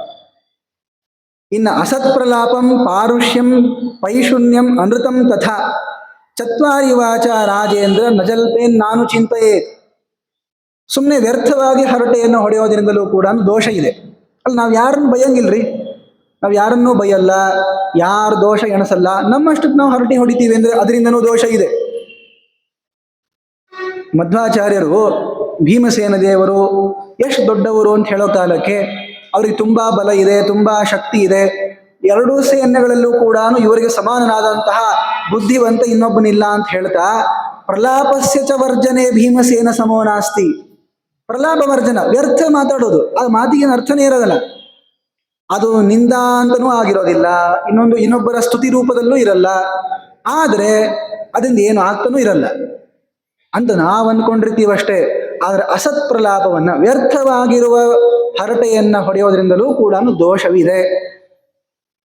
ಆಮೇಲೆ ಪಾರುಷ್ಯಂ, ಯಾವಾಗಲೂ ಕ್ರೂರ ಮಾತನಾಡೋದು. ನೇರವಾಗಿ ಪ್ರಶ್ನೆ ಕೇಳಿದಾಗ ಉತ್ತರ ಕೊಡಲಿಕ್ಕೆ ಬರೋದಿಲ್ಲ ಯಾರಿಗೂ. ಏನಾದರೂ ಅಂದು ಅವರನ್ನು ಚುಚ್ಚೇ ಉತ್ತರ ಕೊಡಬೇಕು ಅಂತ ಕೆಲವರಿಗಿರುತ್ತೆ, ಅದು ದೋಷ. ಪೈಶೂನ್ಯಂ, ಈ ಚಾಡಿ ಹೇಳೋದು, ಇದಂತೂ ಕೇವಲಾನ್ವಯ ಧರ್ಮ. ಇದು ಎಲ್ಲ ಕಡೆ ಇದೆಯಪ್ಪ. ಯಾರೂ ಕೂಡ ಇನ್ನೊಬ್ಬರ ಬಗ್ಗೆ ಚಾಡಿ ಹೇಳಾರ್ದೆ ಇರೋದೇ ಅನ್ನೋ ಥರ ಆಗೋಗ್ಬಿಟ್ಟಿದೆ. ಆದರೆ ಇದೊಂದು ದೋಷ, ಇದನ್ನು ಪರಿಹಾರ ಮಾಡಿಕೊಳ್ಬೇಕು. ಅನೃತಂ, ಸುಳ್ಳನ್ನು ಹೇಳಬಾರ್ದು. ಈಗ ಸುಳ್ಳು ಸತ್ಯ ಅಂದ್ರೆ ಏನೋ ಅಂತ ವಿಸ್ತಾರವಾಗಿ ಆಗಲೇ ಬಂದುಬಿಟ್ಟಿದೆ. ಯಾವುದು ಸಜ್ಜನರಿಗೆ ಹಿತವಾದದ್ದು ಅದು ಸತ್ಯ, ಸಜ್ಜನರಿಗೆ ಅಹಿತವಾಗಿರುವಂತಹದ್ದು ಸುಳ್ಳು. ಇದನ್ನ ಬಿಡಬೇಕಾದದ್ದಪ್ಪ. ಆದ್ದರಿಂದ ಕಾಯೇನ ವಾಚ ಮನಸ, ಕಾಯ ವಾಚ ಮನಸ ಅಂತಾರಲ್ಲ, ಈ ಮೂರುಗಳಿಂದಲೂ ಕೂಡ ಯಾವಾಗಲೂ ಶುದ್ಧನಾಗಿರ್ಬೇಕಾದದ್ದು. ಯಾರು ಹೀಗಿರ್ತಾರಲ್ಲ, ಶುಭಾನ್ಯೇವಾಚರನ್ ಲೋಕೆ ಭಕ್ತೋ ನಾರಾಯಣಸ್ಯ ಹಿ ತಸ್ಸೈವತು ಪದಂ ಸೂಕ್ಷ್ಮಂ ಪ್ರಸಾದಾತ್ ಅಶ್ನುಯಾತ್ ಪರಂ. ಇದಕ್ಕೆಲ್ಲದಕ್ಕೂ ಏನು ಪ್ರಯೋಜನ? ಇದೆಲ್ಲ ಮಾಡಿದ್ವಿ ಖರೆ ಇದೆ, ಏನು ಪ್ರಯೋಜನ? ಫಲ ಏನು ಅಂದರೆ ಭಗವಂತ ಪ್ರಸನ್ನನಾಗ್ತಾನೆ. ನಾವು ಚಾಡಿ ಹೇಳೋದ್ರಿಂದ ದೇವರಿಗೆ ದೋಷ ಬರ್ತದೆ ಏನು ಹಂಗಂದ್ರೆ? ಅವ್ನು ಸಿಟ್ಟು ಬರುತ್ತೆ ಅಂದರೆ ಹಾ ಬರ್ತದೆ. ವ್ಯರ್ಥವಾಗಿ ಇನ್ನೊಬ್ಬರ ನಿಂದೆ ಮಾಡೋದ್ರಿಂದ ಭಗವಂತನಿಗೆ ಅಸಂತೋಷವಾಗ್ತದೆ. ಅವರನ್ನು ಶ್ಲಾಘನೆಯೂ ಮಾಡೋದು ಬೇಕಾಗಿಲ್ಲ, ಸುಮ್ಮನೆ ಕೂತರೂ ಕೂಡ ಸಂತೋಷನೇ ಭಗವಂತನಿಗೆ. ಇನ್ನೊಬ್ಬರನ್ನು ಶ್ಲಾಘನೆ ಮಾಡ್ತಾನೆ ಅಂದರೆ ಸಂತೋಷವಾಗೇ ಆಗ್ತದೆ. ಆದ್ದರಿಂದ ಇವೆಲ್ಲದಕ್ಕೂ ಕೂಡ ಪರಮಾತ್ಮನ ಪ್ರಸಾದವೇ ಫಲ ಅಂತನ್ನೋದನ್ನ ಹೇಳ್ತಾ ಇದ್ದಾರೆ. ಹೀಗೆ ಹೇಳ್ತಾ ನೋಡಿ, ಆದಷ್ಟು ಯಾವ ಪದಾರ್ಥ ನಿತ್ಯ ಇದೆ, ಯಾವ ಪದಾರ್ಥ ಅನಿತ್ಯ, ಯಾವುದು ನಮಗೆ ಸುಖಪ್ರದ, ಯಾವುದು ದುಃಖಪ್ರದ ಅನ್ನುವಂತಹ ವಿವೇಕವನ್ನು ಸಂಪಾದಿಸಬೇಕಾದದ್ದು. ನಿತ್ಯವಾದ ವಸ್ತು ಯಾವುದು ಅಂದರೆ ಭಗವಂತ ಒಬ್ಬನೇ. ಬೇರೆ ಎಲ್ಲ ವಸ್ತುಗಳಿಗೂ ಕೂಡ ಏನೆಲ್ಲ ಒಂದು ರೀತಿಯಿಂದ ಅನಿತ್ಯತ್ವ ಹೇಳಲಿಕ್ಕೆ ಬರುತ್ತೆ. ಆದರೆ ಪರಮಾತ್ಮನಿಗೆ ಯಾವ ರೀತಿಯಿಂದಲೂ ಕೂಡ ಅನಿತ್ಯತ್ವ ಇಲ್ಲ. ಅದಕ್ಕೆ ಒಂದು ದೃಷ್ಟಾಂತ ಕೊಡ್ತಾರೆ ನೋಡಿ. ಬಾಲಕರು ತಾವು ಕೆಲವು ಆಟಿಕೆ ಸಾಮಾನುಗಳನ್ನು ಇಟ್ಕೊಂಡು ಆಡ್ತಿರ್ತಾರೆ. ಅವುಗಳು ಬಹಳ ಶಾಶ್ವತ ಅಂತ ತಿಳ್ಕೊಂಡಿರ್ತಾರೆ ಅವರು. ಇವುಗಳು ಯಾವಾಗಲೂ ನಮ್ಮ ಬಳಿ ಇರಬೇಕು, ಇದನ್ನ ಯಾರು ತಗೊಂಡು ಹೋಗ್ಬಾರ್ದು ಅಂತ. ಆದರೆ ಎಷ್ಟಂತ ಆ ಆಟಿಕೆ ಸಾಮಾನುಗಳು ಸ್ಥಿರವಾಗಿ ಉಳಿಲಿಕ್ಕೆ ಸಾಧ್ಯ? ಇದೇ ಈ ಬಾಲಕನ ಕೈಯಿಂದಲೇನೆ ಕೆಳಗೆ ಬಿದ್ದು ಅಂದರೆ ಮುರಿದು ಹೋಗ್ಬಿಡ್ತಾವೆ. ಪಾಪ ಆವಾಗ ಶೋಕವನ್ನು ಪಡ್ತಾನೆ ಬಾಲಕ. ಹಿರಿಯರು ಹೇಳ್ತಾರೆ, ಯಾಕೋ ಅಳ್ತೀಯ? ಆ ವಸ್ತು ಸ್ವಭಾವನೆ ಅಷ್ಟು, ಅದು ಸ್ಥಿರವಾಗಿ ಉಳಿಯುವಂತಹ ವಸ್ತು ಅಲ್ಲ, ಅಳಬಾರ್ದಪ್ಪ ಅಂತ ಹೇಳ್ತಾರೆ. ನೋಡಿ, ವಸ್ತುವಿನ ಸ್ಥಿರತ್ವ ಅಸ್ಥಿರತ್ವಗಳನ್ನ ಸರಿಯಾಗಿ ತಿಳಿದುಕೊಂಡಾಗ ಎಷ್ಟು ಆ ವಸ್ತುವಿನ ಮೇಲೆ ಸ್ನೇಹವನ್ನು ಮಾಡಬೇಕು ಮಾಡಬಾರ್ದು ಅನ್ನೋದು ನಿಮಗೆ ಗೊತ್ತಾಗ್ತದೆ. ಅದಕ್ಕೋಸ್ಕರನೇ ಶಾಸ್ತ್ರದಲ್ಲಿ ಯಾಕೆ ಜಗತ್ತಿನ ವರ್ಣನೆ ಮಾಡೋದು? ಅಲ್ರಿ, ಕಣ್ಣಾರೆ ನಾವು ಜಗತ್ತನ್ನು ನೋಡ್ತಾ ಇದ್ದೀವಿ, ನಾವು ಕಣ್ಣಿಂದಲೇ ನೋಡ್ತಾ ಇರುವ ಕಾಲಕ್ಕೆ ಅಲ್ಲಿ ಯಾಕೆ ಹೇಳಬೇಕು ಶಾಸ್ತ್ರದಲ್ಲಿ ಅಂದ್ರೆ, ಶಾಸ್ತ್ರಗಳಲ್ಲಿ ಕೇವಲ ಜಗದ್ ವರ್ಣನೆ ಇಲ್ಲ, ಅವುಗಳು ನಿತ್ಯ ಹೌದೋ ಅಲ್ವೋ, ಅವುಗಳು ಎಷ್ಟು ಸುಖ ಕಾರಣ ಎಷ್ಟು ದುಃಖ ಕಾರಣ ಅನ್ನೋದನ್ನು ವಿವೇಚನೆ ಮಾಡ್ತಾರೆ. ನಮಗೆ ಕಣ್ಣಿನಿಂದ ವಸ್ತು ಕಾಣಿಸ್ತದಷ್ಟೇ, ಆದ್ರೆ ನಿಜವಾಗಿಯೂ ಇದು ಸುಖಕಾರಕನೋ ದುಃಖಕಾರಕನೋ, ಇದ್ರಿಂದ ನಮ್ಗೆ ಒಳ್ಳೇದಾಗ್ತದೋ ಇಲ್ಲೋ ಅಂತ ಅನ್ನೋದನ್ನು ತಿಳ್ಕೊಳ್ಬೇಕು ಅಂದ್ರೆ ಮತ್ತೆ ಶಾಸ್ತ್ರಕ್ಕೆ ಹೋಗಬೇಕಾದದ್ದು. ಆದ್ದರಿಂದ ನಿತ್ಯಾನಿತ್ಯ ವಸ್ತು ವಿವೇಕವನ್ನು ಮಾಡಿಕೊಳ್ಬೇಕು. ಆವಾಗ ನಮ್ಮ ಕೈ ಬಿಟ್ಟು ಹೋಗಿರುವಂತಹ ವಸ್ತುಗಳ ಮೇಲೆ ಇರುವಂತಹ ಆ ಅಭಿಲಾಷೆಯನ್ನ ಬರ್ತಾ ಬರ್ತಾ ಕಡಿಮೆ ಮಾಡಿಕೊಂಡು ಕೊನೆಗೆ ವೈರಾಗ್ಯವನ್ನು ಪಡಿಲಿಕ್ಕಾಗ್ತದೆ. ಆದ್ದರಿಂದಲೇನೆ ಪ್ರಮಾಣಗಳ ಜಿಜ್ಞಾಸೆ ಮಾಡೋದು. ಪ್ರತ್ಯಕ್ಷ, ಅನುಮಾನ, ಆಗಮ ಈ ಪ್ರಮಾಣಗಳ ಬಗ್ಗೆ ಯಾಕೆ ತಿಳ್ಕೊಳ್ಬೇಕು, ಯಾಕೆ ಶಾಸ್ತ್ರಗಳಲ್ಲಿ ಹೇಳ್ತಾರೆ? ಟೀಕಾಕೃತ್ಪಾದರು ಮುಂದೆ ಆರಾಧ್ಯರಾದವರು ಬರ್ತಾರೆ, ಪ್ರಮಾಣ ಪದ್ಧತಿ ಎನ್ನುವ ಗ್ರಂಥವನ್ನು ರಚನೆ ಮಾಡಿದ್ದಾರೆ ಅವರು. ಪ್ರಮಾಣಗಳ ಸ್ವರೂಪ ಏನು, ಯಾವುದನ್ನು ಪ್ರತ್ಯಕ್ಷ ಅಂತ ಕರಿಬೇಕು, ಪ್ರತ್ಯಕ್ಷ ಎಷ್ಟು ವಿಧ ಇದೆ, ಅನುಮಾನ ಅಂದ್ರೆ ಏನು, ಆಗಮ ಅಂದ್ರೆ ಯಾವುದನ್ನು ಕರೀತಾರೆ ಅಂತ ಎಲ್ಲವುಗಳ ಸ್ವರೂಪವನ್ನು ನಿರ್ಧಾರ ಮಾಡಿಕೊಟ್ಟಿದ್ದಾರೆ. ಇದನ್ನ ಯಾಕೆ ಮಾಡಿಕೊಡ್ಬೇಕು? ಕಣ್ಣಿದೆ ನೋಡ್ತಾ ಇದ್ದೀವಿ. ನೋಡಿ, ಯಾರಾದರೂ ಕೂಡ ಕಣ್ಣಿದೆ ಅಂತ ತಿಳ್ಕೊಂಡದಕ್ಕೇನೆ ನೋಡ್ತಾ ಇದ್ದಾರಾ? ಇಲ್ಲ, ನಿಮ್ಗೆ ಕಣ್ಣಿಲ್ಲ ಅಂತ ಅನ್ಕೊಳ್ಳಿ, ಆದ್ರೂ ಕಾಣಿಸ್ತದೆ. ಆದ್ರಿಂದ ಈ ಇಂದ್ರಿಯಗಳು ನೀವು ತಿಳ್ಕೊಂಡ್ರೆ ಮಾತ್ರ ಅವುಗಳು ಕೆಲಸ ಮಾಡ್ತವೆ ಅಂತ ಇಲ್ವಲ್ಲ. ಆದ್ರಿಂದ ಯಾಕೆ ತಿಳ್ಕೊಳ್ಬೇಕು ಇವುಗಳ ಬಗ್ಗೆ ಅಂದ್ರೆ, ಅವುಗಳ ವಿವೇಚನೆಯನ್ನ ಮಾಡಬೇಕು. ಯಾಕೆ ಮಾಡಬೇಕು ಅಂದ್ರೆ, ಈ ಪ್ರಮಾಣಗಳಿಂದಲೇನೆ ವಸ್ತುಗಳನ್ನ ಸರಿಯಾಗಿ ತಿಳಿಬೇಕಾದದ್ದು. ನಾವು ಕಣ್ಣಿಗೆ ಕಾಣಿಸೋದಷ್ಟೇನೆ ವಸ್ತು ಇದೆ ಇಲ್ಲಾಂದ್ರೆ ಇಲ್ಲ ಅಂತ ನಿರ್ಧಾರ ಮಾಡ್ಕೊಂಡ್ಬಿಡ್ತೀವಿ. ಕೆಲವೊಮ್ಮೆ ಕಣ್ಣಿಗೆ ಆಗಿರುವಂತಹ ದೋಷವನ್ನ ಎಣಿಸದೇನೆ ಕಣ್ಣಿಗೆ ಏನ್ ತೋರಿಸ್ತದೋ ಅದನ್ನೇ ಸರಿ ಅಂತ ಅಂದ್ಬಿಡ್ತೀವಿ.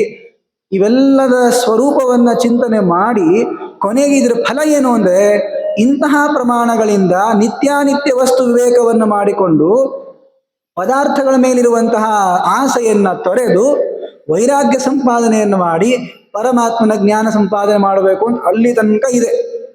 ಇವೆಲ್ಲವೂ ಕೂಡ ಹಂತ ಹಂತವಾಗಿ ಹೋಗಬೇಕು ಅಂದ್ರೆ ಮೊದಲಿಗೆ ತಿಳ್ಕೊಳ್ಬೇಕಾದದ್ದು ಜಗತ್ತಿನ ಬಗ್ಗೆ, ದೇವರ ಬಗ್ಗೆ ತಿಳ್ಕೊಳ್ಳೋದು ಆಮೇಲೆ. ಪರಮಾತ್ಮ ಜಗತ್ತನ್ನು ಸೃಷ್ಟಿ ಮಾಡಿದ್ದಾನೆ ನಿಜ, ಆದ್ರೆ ಈ ಜಗತ್ತಿನ ಬಗ್ಗೆ ತಿಳಿದುಕೊಂಡಾಗ ಸರಿಯಾಗಿ ಇದನ್ನು ಸೃಷ್ಟಿ ಮಾಡಿದವನು ಪರಮಾತ್ಮ ಅಂತ ಅವನಲ್ಲಿ ನಮಗೆ ಭಕ್ತಿ ಬರಲಿಕ್ಕೆ ಸಾಧ್ಯ. ಆದ್ದರಿಂದ ವಸ್ತುಗಳನ್ನು ಸರಿಯಾಗಿ ವಿವೇಚಿಸಿ ತಿಳ್ಕೊಳ್ಬೇಕಾದದ್ದು. ಹಾಗೆ ವಿಚಾರ ಮಾಡ್ತಾ ಬಂದ್ರೆ ಈ ನಮಗಿರುವಂತಹ ಒಂದೊಂದು ಅವಸ್ಥೆಗಳೇನಿವೆ, ತಾರುಣ್ಯಾವಸ್ಥಾ, ಯೌವನಾವಸ್ಥಾ, ಮುಂದೆ ವೃದ್ಧಾಪ್ಯ ಬರುತ್ತದೆ, ಇವೆಲ್ಲವೂ ಕೂಡ ಕ್ಷಣಿಕನೇ. ಒಂದು ರೀತಿಯಿಂದ ವಿಚಾರ ಮಾಡಿದರೆ ಬಹಳ ಕಾಲ ಏನಿರುವಂಥದ್ದಲ್ಲ. ಆದ್ರಿಂದ ಕೌಮಾರಾವಸ್ಥೆಯಲ್ಲಿರೋ ಕಾಲಕ್ಕೆ ಮುಂದೆ ನಾ ತರುಣ ಆಗ್ತೀನಿ ಅಂತ ಅನ್ಕೊಂಡು ಸಂತೋಷ ಪಡ್ತಿರ್ತಾರೆ. ತಾರುಣ್ಯಾವಸ್ಥೆ ಬಂದಾಗ ವೃದ್ಧರಾಗ್ತೀವಿ ಅಂತ ಕೆಲವರು ಸಂತೋಷರು ಪಡ್ತಾರೆ, ಯಾಕೆ ಮೊಮ್ಮಕ್ಕಳನ್ನು ನೋಡ್ಲಿಕ್ಕೆ ಆಗ್ತದೆ ಅಂತ ಸಂತೋಷನೇ ಇರೋದು. ಆದರೆ ಇವೆಲ್ಲವೂ ಕೂಡ ಕೊನೆಗೆ ನಮ್ಮ ದುಃಖಕ್ಕೆ ಕಾರಣವಾಗ್ತವೆ. ಯಾಕೆಂದ್ರೆ ಈ ಶರೀರವನ್ನು ಬಿಟ್ವಿ ಅಂದ್ರೆ, ಇಷ್ಟರೊಳಗೆ ಸಾಧನೆಯನ್ನು ಮಾಡಿಕೊಳ್ಳದೇ ಇದ್ರೆ ಮತ್ತೆ ಹುಟ್ಟು ಬರಬೇಕು. ಅಲ್ರಿ, ಹುಟ್ಟು ಬರ್ತೀವಿ, ಅದಕ್ಕೇನಾಗೋದಿದೆ ಅಂತಂದ್ರೆ, ನೋಡಿ, ಮರಣ ಹೊಂದೋದು ಒಳ್ಳೆಯದು, ಮತ್ತೊಮ್ಮೆ ಹುಟ್ಟೋದು ದುಃಖಕಾರಕ ಅಂತಾರೆ. ಈ ಸ್ತ್ರೀಯರ ಗರ್ಭ ಪ್ರವೇಶವನ್ನು ಮಾಡಿ ಏನಿರ್ತಾರಲ್ಲ, ಈ ಗರ್ಭವಾಸದಲ್ಲಿ ಆಗುವಷ್ಟು ದುಃಖ ನೀವು ಮರಣ ಹೊಂದಾಗೂ ಆಗಲ್ಲ ಅಂತಂತಾರೆ. ಆದ್ದರಿಂದ ಗರ್ಭವಾಸ ಆದ ಬಗ್ಗೆ ವರ್ಣನೆಯನ್ನು ಕೂಡ ಅದಕ್ಕೆ ಮಾಡೋದು. ಭಾಗವತದ ತೃತೀಯ ಸ್ಕಂಧದಲ್ಲಿ ಕಪಿಲ ದೇವರು ತಮ್ಮ ತಾಯಿಗೆ ಹೇಳ್ತಾನೆ, ಸಂಸಾರ ಅನ್ನೋದು ಎಷ್ಟು ಕ್ರೂರವಾದದ್ದು, ಮೇಲ್ನೋಟಕ್ಕೆಲ್ಲವೂ ಕೂಡ ಸುಖಕಾರಕ ಅಂತಲೇ ಅನಿಸೋದು, ಆದ್ರೆ ಎಲ್ಲಾ ಕೊನೆಗೆ ಎಳ್ಕೊಂಡು ಹೋಗಿ ವಿಚಾರ ಮಾಡಿದಾಗ ಯಾಕಾದ್ರೂ ಹುಟ್ಟಿದೆ ಅಂತಾನೆ ಪ್ರಶ್ನೆ ಎಲ್ಲರಿಗೂ ಬರೋದು. ಅಂತಹ ಹುಟ್ಟಿನ ರಹಸ್ಯವನ್ನು ಕೂಡ ಹೇಳ್ತಾ ಇಷ್ಟೆಲ್ಲಾ ದುಃಖವನ್ನು ಪಡಬೇಕಾಗ್ತದಪ್ಪ, ಆದ್ರಿಂದ ಮತ್ತೊಮ್ಮೆ ಹುಟ್ಟಬಾರದು ಅಂತ ಅಂತೀವಲ್ಲ, ಇದುವೇ ಮೊದಲನೇ ಹಾದಿ ಮೋಕ್ಷಕ್ಕೆ. ಅಪುನರ್ಭವವನ್ನ ಇನ್ನೊಮ್ಮೆ ಹುಟ್ಟೋದಿಲ್ಲ ಅಂತ ಯಾರು ಇಚ್ಛಿಸ್ತಾರಲ್ಲ ಅವರೇ ಮೋಕ್ಷದ ಸಲುವಾಗಿ ಪ್ರಯತ್ನವನ್ನು ಮಾಡೋದು. ಅದರಿಂದ ಯಾರೂ ಕೂಡ ಈಗಿರುವಂತಹ ಉತ್ತಮವಾದ ಅವಸ್ಥೆಯನ್ನು ನೋಡಿಕೊಂಡು ಅಹಂಕಾರವನ್ನು ಪಡಬೇಡಿ. ಯಾಕೆಂದ್ರೆ ಮತ್ತೆ ಇದು ಕ್ಷಣಿಕವಾದದ್ದು, ಅನಿತ್ಯವಾದದ್ದು ಹೋಗ್ಬಿಡುತ್ತದೆ ಅಂತ ಆ ಒಂದು ವಿಚಾರವನ್ನು ನಿರೂಪಿಸ್ತಾ, ಇದೇ ಸಂದರ್ಭದಲ್ಲಿ ಹೇಗೆ ಪರಮಾತ್ಮ ಸೃಷ್ಟಿ ಮಾಡ್ತಾನೆ ಅಂತ ಮತ್ತೆ ಆ ಸೃಷ್ಟಿ ಪ್ರಕ್ರಿಯೆಯನ್ನು ಹೇಳ್ತಾ, ಎಲ್ಲ ವಸ್ತುಗಳು ಕೂಡ ಭೂತಾತ್ಮಕವಾದವುಗಳೇನೆ, ಈ ಪ್ರಕೃತಿಯಿಂದ ಬಂದವುಗಳೇನೆ, ಅವುಗಳು ಕೂಡ ನಿತ್ಯವಾದದ್ದಲ್ಲ, ಮತ್ತೆ ಪ್ರಕೃತಿಯಲ್ಲೇ ಲೀನವಾಗ್ತವೆ. ಆದರೆ ಪರಮಾತ್ಮ ಮಾತ್ರ ನಿತ್ಯನಾಗಿರ್ತಾನೆ. ನೋಡಿ, ಈ ತರಹ ತಿಳಿದುಕೊಂಡು ವೈರಾಗ್ಯವನ್ನು ಸಂಪಾದನೆ ಮಾಡೋರು ಬಹಳ ದೊಡ್ಡವರು. ಆ ಬ್ರಹ್ಮಸ್ತಂಭ ಪರ್ಯಂತಂ ಅಸಾರಂ ಚಾಪ್ಯ ನಿತ್ಯಗಂ ವಿಜ್ಞಾಯ ಜಾತ ವೈರಾಗ್ಯ ವಿಷ್ಣುಪಾದೈಕ ಸಂಶಯ ಸ ಉತ್ತಮೋಧಿಕಾರಿ. ಎಲ್ಲ ಪದಾರ್ಥಗಳೂ ಕೂಡ ಅನಿತ್ಯವಾದದ್ದು.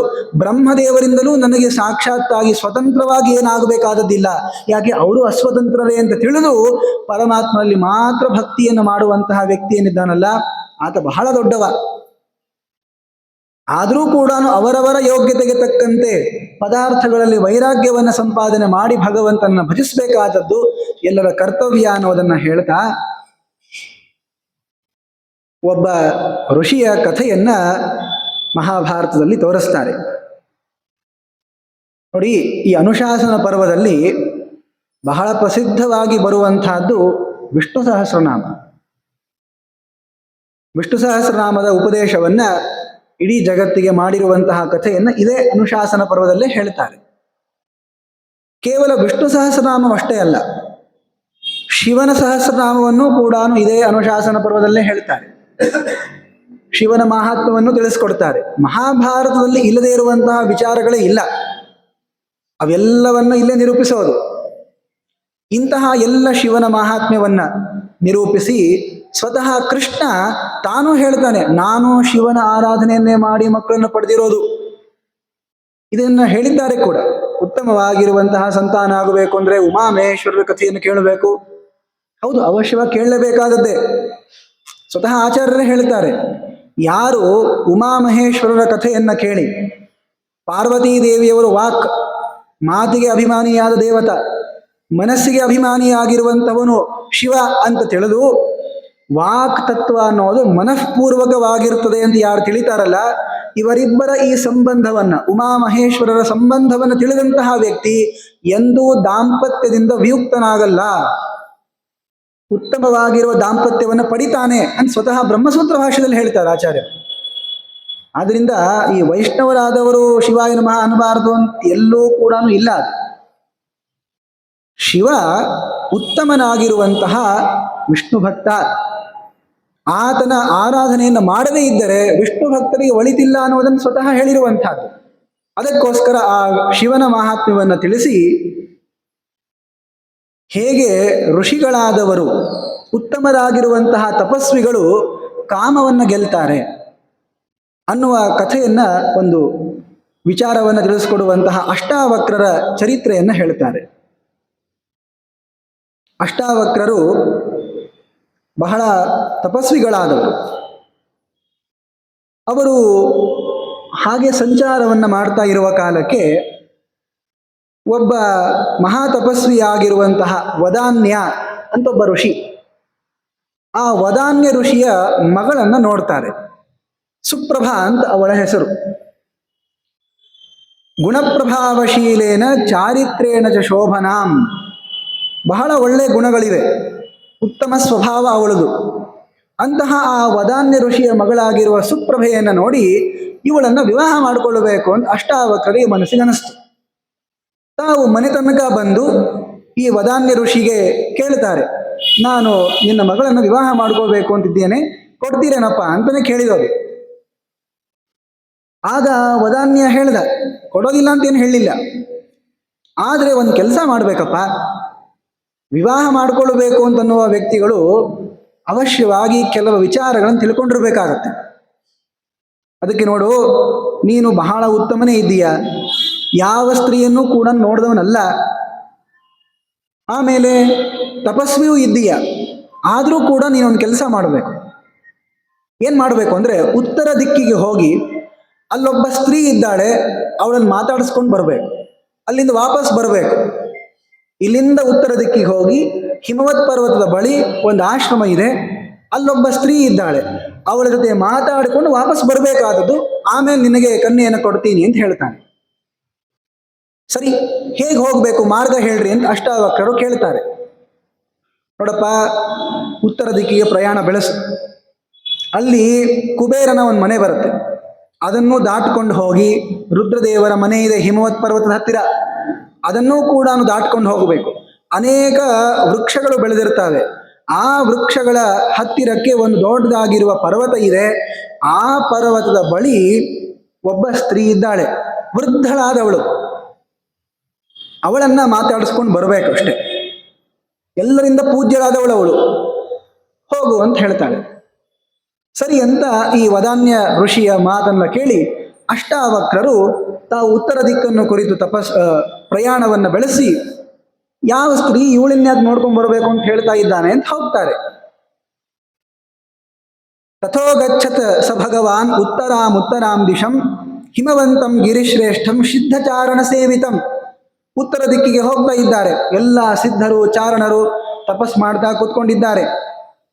ನದಿಗಳೆಲ್ಲ ಹರಿತಾ ಇದೆ. ಆ ಎಲ್ಲ ನದಿಗಳಲ್ಲೂ ಕೂಡ ಸ್ನಾನವನ್ನ ಮಾಡ್ತಾ ಬಹುದೀರ್ಘವಾಗಿರುವಂತಹ ಕಾಲ ಪ್ರಯಾಣವನ್ನ ಮಾಡಿ ಕೊನೆಗೆ ಆ ಯಾವ ಆಶ್ರಮಕ್ಕೆ ಹೋಗಬೇಕು ಅಂತ ಸೂಚನೆ ಮಾಡಿದ್ರಲ್ಲ ಆ ಆಶ್ರಮಕ್ಕೆ ಹೋಗ್ತಾರೆ. ಅಲ್ಲಿ ನೋಡಿದ ಕ್ಷಣ ಅನೇಕ ಜನ ಸುಂದರಿಯಾಗಿರುವಂತಹ ಸ್ತ್ರೀಯರಿದ್ದಾರೆ. ವಿವಾಹವನ್ನೇ ಮಾಡಿಕೊಳ್ಬೇಕು ಅನ್ನುವಂತಹ ಅಷ್ಟಾವಕ್ರರಿಗೆ ಅವಳೇ ಆಗಬೇಕು ಅಂತೇನಿದೆ, ಯಾರನ್ನಾದ್ರೂ ವಿವಾಹ ಮಾಡ್ಕೊಳ್ಬೋದಲ್ಲ ಅಂತ ಅನಿಸ್ಬೇಕಾಗಿತ್ತು. ಅಷ್ಟಾವಕ್ರರಿಗೆ ಹೇಳಿದ್ದೇನೋ, ಹೋಗಿ ಆ ವೃದ್ಧಳಾಗಿರುವಂತಹ ಸ್ತ್ರೀಯ ಜೊತೆ ಮಾತಾಡ್ಕೊಂಡ್ಬರ್ಬೇಕು ಅಂತ. ಇನ್ನು ಅವಳ ದರ್ಶನವೇ ಆಗಿಲ್ಲ. ಈ ಅವಳ ಆಶ್ರಮ ಅಂತೇನಿದೆ ಅಲ್ಲಿ ಸುತ್ತಮುತ್ತಲೂ ಕೂಡ ಸುಂದರಿಯರಾದ ಸರ್ವಾಭರಣ ಭೂಷಿತರಾಗಿರುವಂತಹ ಸ್ತ್ರೀಯರು ಇದ್ದಾರೆ. ಮನೋದೃಷ್ಟಿ ಹರೈರಮ್ಯೈ ಸರ್ವತಃ ಸಮೃತಂ ಶುಭೈ. ಒಬ್ಬೊಬ್ಬ ಸ್ತ್ರೀಯರು ಕೂಡ ಹೇಗಿದ್ದಾರೆ ಅಂದ್ರೆ, ಸಾಮಾನ್ಯ ವ್ಯಕ್ತಿಯಲ್ಲಿ ಹೋದ ಅಂದ್ರೆ ಅವರ ಮನಸ್ಸನ್ನ ದೃಷ್ಟಿಯನ್ನು ಸೆಳೆದು ಬಿಡ್ತಾರೆ. ಅಷ್ಟು ರೂಪವತಿಯರಾಗಿರುವಂತಹ ಸ್ತ್ರೀಯರಿದ್ದಾರೆ. ಬಂದಂತಹ ಅತಿಥಿಗೆ ನಮಸ್ಕಾರವನ್ನು ಮಾಡಿ ಒಳ ಕರೆದು ಪೂಜೆಯನ್ನು ಮಾಡಿದ್ದಾರೆ. ಆಗ ಅಷ್ಟಾವಕ್ರರಿಗೆ ಇವರು ಯಾರ ಮೇಲೂ ಕೂಡ ಸ್ವಲ್ಪ ಮನಸ್ಸಿನಲ್ಲೂ ಕೂಡ ವಿಕಾರವಾಗ್ಬಿಟ್ಟು ಬೇಕು ಅನ್ನುವಂತಹದ್ದೇ ಅನಿಸ್ಲಿಲ್ಲ. ನಿಮ್ಗೆಲ್ಲರಿಗೂ ಒಳ್ಳೇದಾಗಲಿ, ಆದರೆ ಇಲ್ಲಿ ವೃದ್ಧಳಾಗಿರುವಂತಹ ಸ್ತ್ರೀ ಇದ್ದಾಳಲ್ಲ ಅವಳನ್ನು ನಾನು ನೋಡಬೇಕು ಅಂತ ಅಷ್ಟಾವಕ್ರರು ಹೇಳಿದರು. ಸರ್ವಾಹ ಸ್ವಾನ್ ಆಲಯಾನ್ ಯಾಂತು ಏಕಾ ಮಾಮುಪತಿಷ್ಠತು ಪ್ರಜ್ಞಾತಾಯ ಪ್ರಶಾಂತಾಯ ಶೇಷಾಗಚ್ಚಂತು ಛಂದತಃ. ನೀವು ಯಾರು ಇಲ್ಲಿರೋದು ಬೇಕಾಗಿಲ್ಲ. ಯಾರು ಉತ್ತಮ ಬುದ್ಧಿವಂತಳು ಅಂತಿದ್ದಾರೆ, ಆ ವೃದ್ಧ ಸ್ತ್ರೀ ಇದ್ದಾಳಲ್ಲ ಅವಳನ್ನು ಬಿಟ್ಟು ನೀವೆಲ್ಲರೂ ನಿಮ್ಮ ಇಷ್ಟಕ್ಕೆ ಬಂದಂಗೆ ಹೋಗ್ರಿ ಇಲ್ಲಿಂದ ಅಂತ ಹೇಳಿ ಕಳಿಸಿದ್ರು. ಎಲ್ಲ ಆ ಕನ್ಯೆಯರು ಕೂಡ ಅಲ್ಲೇ ಗೆದ್ದದ್ದು. ಓ, ಈ ಋಷಿ ನಮ್ಮನ್ನು ನೋಡಿ ಸೋಲಿಲ್ಲ ಅಂತ ಆತನಿಗೆ ಪ್ರದಕ್ಷಿಣೆಯನ್ನು ಹಾಕಿ ಹೊರಟು ಹೋಗ್ಬಿಡ್ತಾರೆ. ಕೊನೆಗೆ ಆ ದಿವಸ ಅದೇ ಆಶ್ರಮದಲ್ಲಿ ಆ ವೃದ್ಧಳಾಗಿರುವಂತಹ ಒಬ್ಬ ಸ್ತ್ರೀಯನ್ನು ನೋಡಿ ಅಷ್ಟಾವಕ್ರರು ಅಲ್ಲೇ ಇದ್ದಾರೆ, ಅವರ ಆಶ್ರಮದಲ್ಲೇ ಇದ್ದಾರೆ. ಆ ವೃದ್ಧಳಾಗಿರುವ ಸ್ತ್ರೀ ಹೇಳ್ತಾಳೆ, ನೀವಿಲ್ಲೇ ಇರ್ರಿ, ಇಲ್ಲೇ ವಾಸ ಮಾಡ್ರಿ ಅಂತ. ಸರಿ, ಅಷ್ಟಾವಕ್ರರಿಗೆ ಸಂಪೂರ್ಣವಾಗಿ ಗೊತ್ತಾಗಲಿಲ್ಲ ಇದೇನು ನಡೀತಾ ಇದೆ ಅಂತ. ಇಲ್ಲಿ ಅಷ್ಟಾವಕ್ರರ ಪರೀಕ್ಷೆ ನಡೀತಾ ಇದೆ. ರಾತ್ರಿ ಆಯಿತು. ಆದಾಗ ಅಷ್ಟಾವಕ್ರರಿಗೆ ಒಂದು ಶಯನವನ್ನು ಕೊಟ್ಟು ನೀವಿಲ್ಲಿ ಮಲ್ಕೊಳ್ಳ್ರಿ ಅಂತ ಹೇಳಿ ಆ ವೃದ್ಧಳಾದವಳು ಮಲ್ಕೊಂಡಿದ್ದಾಳೆ. ಮಲ್ಕೊಂಡ ಮೇಲೆ ತುಂಬಾ ಜೋರಾಗಿ ಚಳಿ ಇದೆ. ತಮ್ಮ ತಪಸ್ಸಿನಿಂದ ಹೇಗೋ ಚಳಿಯನ್ನ ಅಷ್ಟಾವಕ್ರರು ತಡ್ಕೊಂಡಿದ್ದಾರೆ. ಈ ವೃದ್ಧಳಾಗಿರುವಂತಹ ಸ್ತ್ರೀಗೆ ಆ ಸಹನೆ ಮಾಡಿಕೊಳ್ಳಿಕ್ ಆಗ್ಲಿಲ್ಲ. ಅದೇ ಕಾಲಕ್ಕೆ ಅಷ್ಟಾವಕ್ರರನ್ನ ಪರೀಕ್ಷಿಸಬೇಕು ಅಂತ ಅವಳು ಬರ್ತಾಳೆ. ಬಂದು ನನಗೆ ಬಹಳಷ್ಟು ಶೀತವಾಗ್ತಾ ಇದೆ, ನನ್ನನ್ನು ಆಲಿಂಗನ ಮಾಡಿಕೊಳ್ಳಬೇಕು ಅಂತ ಅಷ್ಟಾವಕ್ರರಿಗೆ ಕೇಳ್ತಾಳೆ. ಪರದಾರಾನಹಂ ಭದ್ರೇ ನಗಚ್ಚೇಯಂ ಕಥಂಚನ ದೂಷಿತಂ ಧರ್ಮಶಾಸ್ತ್ರಜ್ಞೈ ಪರದಾರಾಭಿಮರ್ಶನಂ. ಸಾಧ್ಯವೇ ಇಲ್ಲ. ನಿಮಗೇನಾದರೂ ಕೂಡ ಚಳಿ ಆಗ್ತಿದ್ರೆ ಅದನ್ನು ಹೇಗಾದರೂ ಪರಿಹಾರ ಮಾಡ್ಕೊಳ್ಳಿ, ಆದರೆ ನಾನು ಇನ್ನೊಬ್ಬ ಸ್ತ್ರೀಯನ್ನ ಮುಟ್ಟೋದಿಲ್ಲ. ನೋಡಿ, ಅದನ್ನು ಮಾಡೋದ್ರಿಂದ ಬ್ರಹ್ಮಹತ್ಯಾ ದೋಷ ಬರ್ತದೆ, ಮತ್ತೆ ಪಾಪ ಉಂಟಾಗ್ತದೆ. ನೀವು ಯಾರ ಹೆಂಡತಿಯೋ ಏನೋ ನನಗೇನು ಗೊತ್ತು, ಆದ್ರಿಂದ ಸರ್ವಥ ನೀವು ನನ್ನ ಹತ್ರ ಬರಬೇಡಿ ಅಂತ ಅಷ್ಟಾವಕ್ರರು ಹೇಳ್ತಾರೆ. ಅದೇ ಆಶ್ರಮದಲ್ಲೇ ಇದ್ದಾರೆ ಇಬ್ಬರು ಕೂಡ. ಕೊನೆಗೆ ಇವಳು ವೃದ್ಧ ಹೇಳ್ತಾಳೆ, ಏನೂ ಆಗೋದಿಲ್ಲ, ನಾನು ಯಾರನ್ನು ವಿವಾಹನೆ ಮಾಡ್ಕೊಂಡಿಲ್ಲ, ನನ್ನ ಕನ್ಯೆಯಾಗೇ ವೃದ್ಧಳಾಗಿರೋದು. ಹೇಗಿದ್ರು ನೀವು ಕೂಡ ವಿವಾಹ ಮಾಡ್ಕೊಂಡಿಲ್ಲ ನನಗೆ ಗೊತ್ತಿದೆ, ನನ್ನನ್ನು ವಿವಾಹ ಮಾಡ್ಕೊಂಡ್ಬಿಡ್ರಿ, ಆದ್ರಿಂದ ಆದ್ರೂ ಕೂಡ ನನ್ನ ಸೇರ್ರಿ ಅಂತ ಅವಳನ್ನು ಹೇಳ್ತಾ ಇದ್ದಾಳೆ. ಆದ್ರಿಂದ ನೀವೇನೂ ಚಿಂತೆ ಮಾಡಬೇಡಿ, ನನ್ನನ್ನು ವಿವಾಹ ಮಾಡ್ಕೊಳ್ರಿ ಅಂತ ಅಷ್ಟಾವಕ್ರರಿಗೆ ಹೇಳಿದ್ಲು. ಆಗ ಹೇಳ್ತಾರೆ ಇವರು, ಸಾಧ್ಯವೇ ಇಲ್ಲ, ನಾನು ಒಬ್ಬ ಋಷಿ ಹೇಳ ಕಳಿಸಿರೋದು ನಿನ್ನನ್ನು ದರ್ಶನ ಮಾಡಬೇಕು ನೋಡಬೇಕು ಅಂತಂದ್ರೆ ಮಗಳನ್ನು ಕೊಡ್ತೀನಿ ಅಂತ ಹೇಳಿರೋದು. ಆ ಕಾರ್ಯಕ್ಕೆ ಅಂತ ನಾನು ಬಂದಿರೋದು, ನಾನು ಶುದ್ಧವಾದ ರೀತಿಯಲ್ಲೇನೆ ವಿವಾಹ ಮಾಡಿಕೊಳ್ಬೇಕು ಅಂತ ಬಂದಿದ್ದೆ, ಕನ್ಯೆಯನ್ನ ಕೇಳಬೇಕಾದದ್ದು, ಯಾಚನೆಯನ್ನು ಮಾಡಾಗಿದೆ, ಕೊಡ್ತೀನಿ ಅಂತ ಹೇಳಿದ್ದಾನೆ. ಈ ಕಾರ್ಯ ಮಾಡಬೇಕು ಅಂತ ಹೇಳಿರೋದ್ರಿಂದ ನೀವು ಎಷ್ಟೇ ಪ್ರಾರ್ಥನೆ ಮಾಡಿಕೊಂಡ್ರು ನಾನು ನಿಮ್ಮನ್ನು ಮುಟ್ಟಲ್ಲ ಅಂತಂದ ಈ ಅಷ್ಟಾವಕ್ರರು. ನೋಡಿ, ನೀನು ಹುಟ್ಟಿನಿಂದಲೂ ಕೂಡ ಕನ್ಯೆ ಆಗಿದ್ರೆ ನಾನೇನ್ ಮಾಡ್ಲಿ, ಹೋಗಿ ಯಾರನ್ನು ಬೇರನ್ನು ವಿವಾಹ ಮಾಡ್ಕೋ. ಯಾಕೆಂದ್ರೆ ಈಗ ನೀನು ಕನ್ಯೆ ಅಂತ ಅನ್ಕೊಂಡು ನಾನು ನಿನ್ನ ಸ್ಪರ್ಶವನ್ನು ಮಾಡಿದರೆ ಕೊನೆಗೆ ನೀನು ಹೋಗಿ ಇನ್ನೊಬ್ಬರನ್ನು ವಿವಾಹ ಮಾಡ್ಕೊಳ್ತೀಯ, ಆವಾಗ ನಿನಗೂ ಪಾಪ ನನಗೂ ಪಾಪ. ಯಾಕೆ ಈ ಕಾರ್ಯವನ್ನು ಮಾಡಬೇಕು, ಬೇಡವೇ ಬೇಡ ಅಂತ ಅಷ್ಟಾವಕ್ರರು ಹೇಳ್ತಾರೆ. ಆಗ ಈ ವೃದ್ಧಳಾಗಿರುವಂತಹ ಸ್ತ್ರೀ ಪ್ರಸನ್ನಳಾಗಿ ತನ್ನ ನಿಜವಾದ ಸ್ವರೂಪವನ್ನು ತೋರಿಸ್ತಾಳೆ. ನಾನು ಯಾವುದೋ ಸ್ತ್ರೀಯಲ್ಲ, ಉತ್ತರ ದಿಕ್ಕಿಗೆ ಅಭಿಮಾನಿನಿಯಾಗಿರುವಂತಹ ದೇವತಾ ನಾನು. ನೀನು ಆ ವದಾನ್ಯ ಋಷಿಯ ಮಗಳನ್ನ ನೋಡಿ ವಿವಾಹ ಆಗಬೇಕು ಅಂತ ಅನ್ಕೊಂಡೆಲ್ಲ, ಇದೇನು ಧರ್ಮ ಬುದ್ಧಿಯಿಂದ ಆದದ್ದೋ, ಸುಮ್ಮನೆ ಸ್ತ್ರೀಯರನ್ನು ವಿವಾಹ ಮಾಡಿಕೊಳ್ಬೇಕು ಅನ್ನುವಂತಹ ಇಚ್ಛಾದಿಂದಲೋ? ಇಲ್ಲ, ಅಷ್ಟಾವಕ್ರರಿಗೆ ಇರುವಂತಹದ್ದು ಧಾರ್ಮಿಕವಾಗಿರುವಂತಹ ವಿವಾಹ ಆಗಬೇಕು, ಕೇಳಬೇಕಾದದ್ದು ನನ್ನ ಕರ್ತವ್ಯ ಅಂತಾನೆ ಕೇಳಿ ಯಾಚನೆ ಮಾಡಿ ವಿವಾಹ ಮಾಡಿಕೊಳ್ಬೇಕು ಅಂತ ಬಂದಿರೋದು. ಆ ವದಾನ್ಯ ಋಷಿ ನೋಡಿ ಈತನಲ್ಲಿರುವಂತಹ ಭಾವನೆಯನ್ನು ಪರೀಕ್ಷೆ ಮಾಡಲಿಕ್ಕೆ ಅಂತ ಬೇಕಂತ ಇಲ್ಲಿ ತನಕ ಕಳಿಸಿರೋದು. ಅಷ್ಟಾವಕ್ರರು ಆ ಎಲ್ಲಾ ಸ್ತ್ರೀಯರು ಎದುರಿಗೆ ಬಂದಾಗಲೂ ಕೂಡ ಸೋಲಿಲ್ಲ. ಒಬ್ಬರೇ ಈ ವೃದ್ಧಳಾಗಿರುವಂತಹ ಸ್ತ್ರೀ ಬಂದು ನನ್ನನ್ನು ವಿವಾಹ ಮಾಡಿಕೊಳ್ಳಿ, ನನ್ನನ್ನು ಸ್ಪರ್ಶ ಮಾಡ್ರಿ ಅಂತ ಹೇಳಿದ್ರು ಕೂಡ ಮುಟ್ಲಿಲ್ಲಲ್ಲ. ನಾನು ಪ್ರಸನ್ನ ಆದೆ, ಹೋಗು ನಿನಗೆಲ್ಲವೂ ಕೂಡ ಸಿಗತ್ತೆ ಅಂತ ಆ ಉತ್ತರ ದಿಕ್ಕಿಗೆ ಅಭಿಮಾನಿಯಾಗಿರುವ ದೇವತ ಈ ಅಷ್ಟಾವಕ್ರರಿಗೆ ಆದೇಶವನ್ನ ಮಾಡಿ ಅನುಗ್ರಹವನ್ನ ಮಾಡ್ತಾರೆ. ಕೈ ಮುಗಿದುಕೊಂಡು ಅಷ್ಟಾವಕ್ರರು ತಾವು ಪ್ರಸನ್ನರಾಗಿ ವಾಪಸ್ಸು ಈ ವದಾನ್ಯನ ಹತ್ತಿರ ಬಂದು ನಡೆದಂತಹ ಎಲ್ಲಾ ಘಟನೆಯನ್ನು ಹೇಳ್ತಾರೆ. ವದಾನ್ಯ ಋಷಿ ಹೇಳ್ತಾನೆ, ನೀವೇನು ಹೇಳೋದು ಬೇಕಾಗಿಲ್ಲ, ವಾಪಸ್ ಬಂದಿರೋದ್ರಿಂದಲೇ ಗೊತ್ತು ಅಲ್ಲೇನೂ ಆಗಿಲ್ಲ ಅಂತ. ಯಾಕೆ ಬೇರೆ ಪುರುಷರಾಗಿದ್ರೆ ವಾಪಸ್ ಬರ್ತಾನೆ ಇರಲಿಲ್ಲ ಅವರು. ಆದ್ದರಿಂದ ನೀವು ನನ್ನ ಮಗಳನ್ನು ವಿವಾಹ ಮಾಡಿಕೊಳ್ಳ್ರಿ ಅಂತ ತನ್ನ ಮಗಳಾಗಿರುವಂತಹ ಸುಪ್ರಭೆಯನ್ನು ಕೊಟ್ಟು ವಿವಾಹ ಮಾಡ್ತಾನೆ ಅಂತ ಕಥೆ ಇದೆ. ನೋಡಿ, ಇದು ಎಲ್ಲರಿಗೂ ಕೂಡ ಪಾಠವನ್ನ ಕೊಡುವಂಥದ್ದು. ಕೃಷ್ಣ ಪರಮಾತ್ಮ ಯಾವುದು ಬಹಳ ದೊಡ್ಡ ದೋಷ? ಅರ್ಜುನ ಕೇಳ್ತಾನೆ, ಅಲ್ಲೋ ಕೃಷ್ಣ, ಯಾರಿಗಾದ್ರೂ ಬೇಕಂತಾನೆ ತಪ್ಪು ಮಾಡಬೇಕು ಅಂತಿದೆಯಾ ಹೇಳು. ಭಾಗವತಲ್ಲಿ ಹೇಳ್ತಾರೆ ನೋಡ್ರಿ, ಜನಸ್ಯ ಕೃಷ್ಣಾದ್ ವಿಮುಖಸ್ಯ ದೈವಾತ ಧರ್ಮಶೀಲಸ್ಯ. ಯಾರಿಗೂ ಉದ್ದೇಶಪೂರ್ವಕವಾಗಿ ತಪ್ಪು ಮಾಡಬೇಕು ಅಂತ ಇರ್ತದೆ ಅಂತ ಸಜ್ಜನರಿಗಂತೂ ಇರಲ್ಲ, ಆದರೂ ಕೂಡ ಮಾಡಲೇಬೇಕು ಅಂತ ಬಲಾದಿವ ನಿಯೋಜಿತ, ಯಾರೋ ಎಳ್ಕೊಂಡು ಬಂದು ಮಾಡಿ ತಪ್ಪು ಕೆಲಸವನ್ನ ಮಾಡು, ಈ ತಪ್ಪು ಕೆಲಸವನ್ನ ಅಂತ ಪ್ರೇರಣೆ ಮಾಡಿದಾಗಿರ್ತದಲ್ಲಪ್ಪ. ಯಾಕೆ? ಆ ದೋಷ ಏನು ಅಂದ್ರೆ ಒಂದೇ ಒಂದು ದೋಷವನ್ನು ಹೇಳ್ತಾನೆ, ಕಾಮಯೇಷಃ. ಕಾಮ ಅನ್ನೋದೇನು ದೊಡ್ಡದಾಗಿರುವ ದೋಷ, ಇಚ್ಛಾ ಅಂತ ಅರ್ಥ. ಯಾವ ಪದಾರ್ಥವನ್ನು ಬೇಕು ಅಂತ ನಾವು ಆಸೆ ಪಡ್ತೀವಿ ಅಂದ್ರೆ ಸಿಕ್ಕಿಲ್ಲ ಅಂದಾಗ ಕ್ರೋಧ ಏಷಃ ರಜೋಗುಣ ಸಮುದ್ಭವ. ಕೋಪಕ್ಕಿಂತಲೂ ಕೂಡ ಅಧಿಕವಾದದ್ದು ಅದಕ್ಕೆ ಕಾರಣವಾಗಿರುವ ಕಾಮ ಅನ್ನುವಂತಹ ದೋಷ. ಇದನ್ನ ಗೆಲ್ಲಬೇಕಾದದ್ದಪ್ಪ. ಆ ಕಾಮಕ್ಕೆ ಅಭಿಮಾನಿಯಾದವಂಥನು ಯಾರು ಅಂದ್ರೆ ಕಾಲನೇಮಿ. ಆ ಕಾಲನೇಮಿಯೇ ಎಲ್ಲರಿಗೂ ಕೂಡ ಇಂತಹ ಅಸತ್ಕಾರ್ಯದಲ್ಲಿ ಪ್ರವರ್ತನೆಯನ್ನು ಮಾಡುವವನು, ಇಚ್ಛೆಯನ್ನು ಹುಟ್ಟಾಕುವಂಥವನು. ಅವನನ್ನ ಗೆಲ್ಲಬೇಕಾದದ್ದು. ಅದರಿಂದಲೇನೆ ಗೆದ್ದಾಗ ಒಳಿತಿದೆ ಅಂತನ್ನುವ ಕಥೆಯನ್ನ ಇಲ್ಲಿ ನಿರೂಪಿಸ್ತಾ ಇದ್ದಾರೆ. ಹೀಗೆ ಅಷ್ಟಾವಕ್ರರ ಚರಿತ್ರೆಯನ್ನು ನಿರೂಪಿಸಿ ಭೀಷ್ಮರು ಅನೇಕ ವಿಚಾರಗಳನ್ನು ಹೇಳ್ತಿರುವ ಕಾಲಕ್ಕೆ ಧರ್ಮರಾಜ ಪ್ರಶ್ನೆ ಕೇಳ್ತಾನೆ, ನೋಡ್ರಿ, ಲೋಕದಲ್ಲಿ ಯಾರು ಪೂಜ್ಯರು? ಯಾರಿಗೆ ಪೂಜೆಯನ್ನು ಮಾಡಬೇಕು, ಯಾರಿಗೆ ಗೌರವವನ್ನು ಕೊಡಬೇಕು ಹೇಳ್ರಿ ಅಂತ.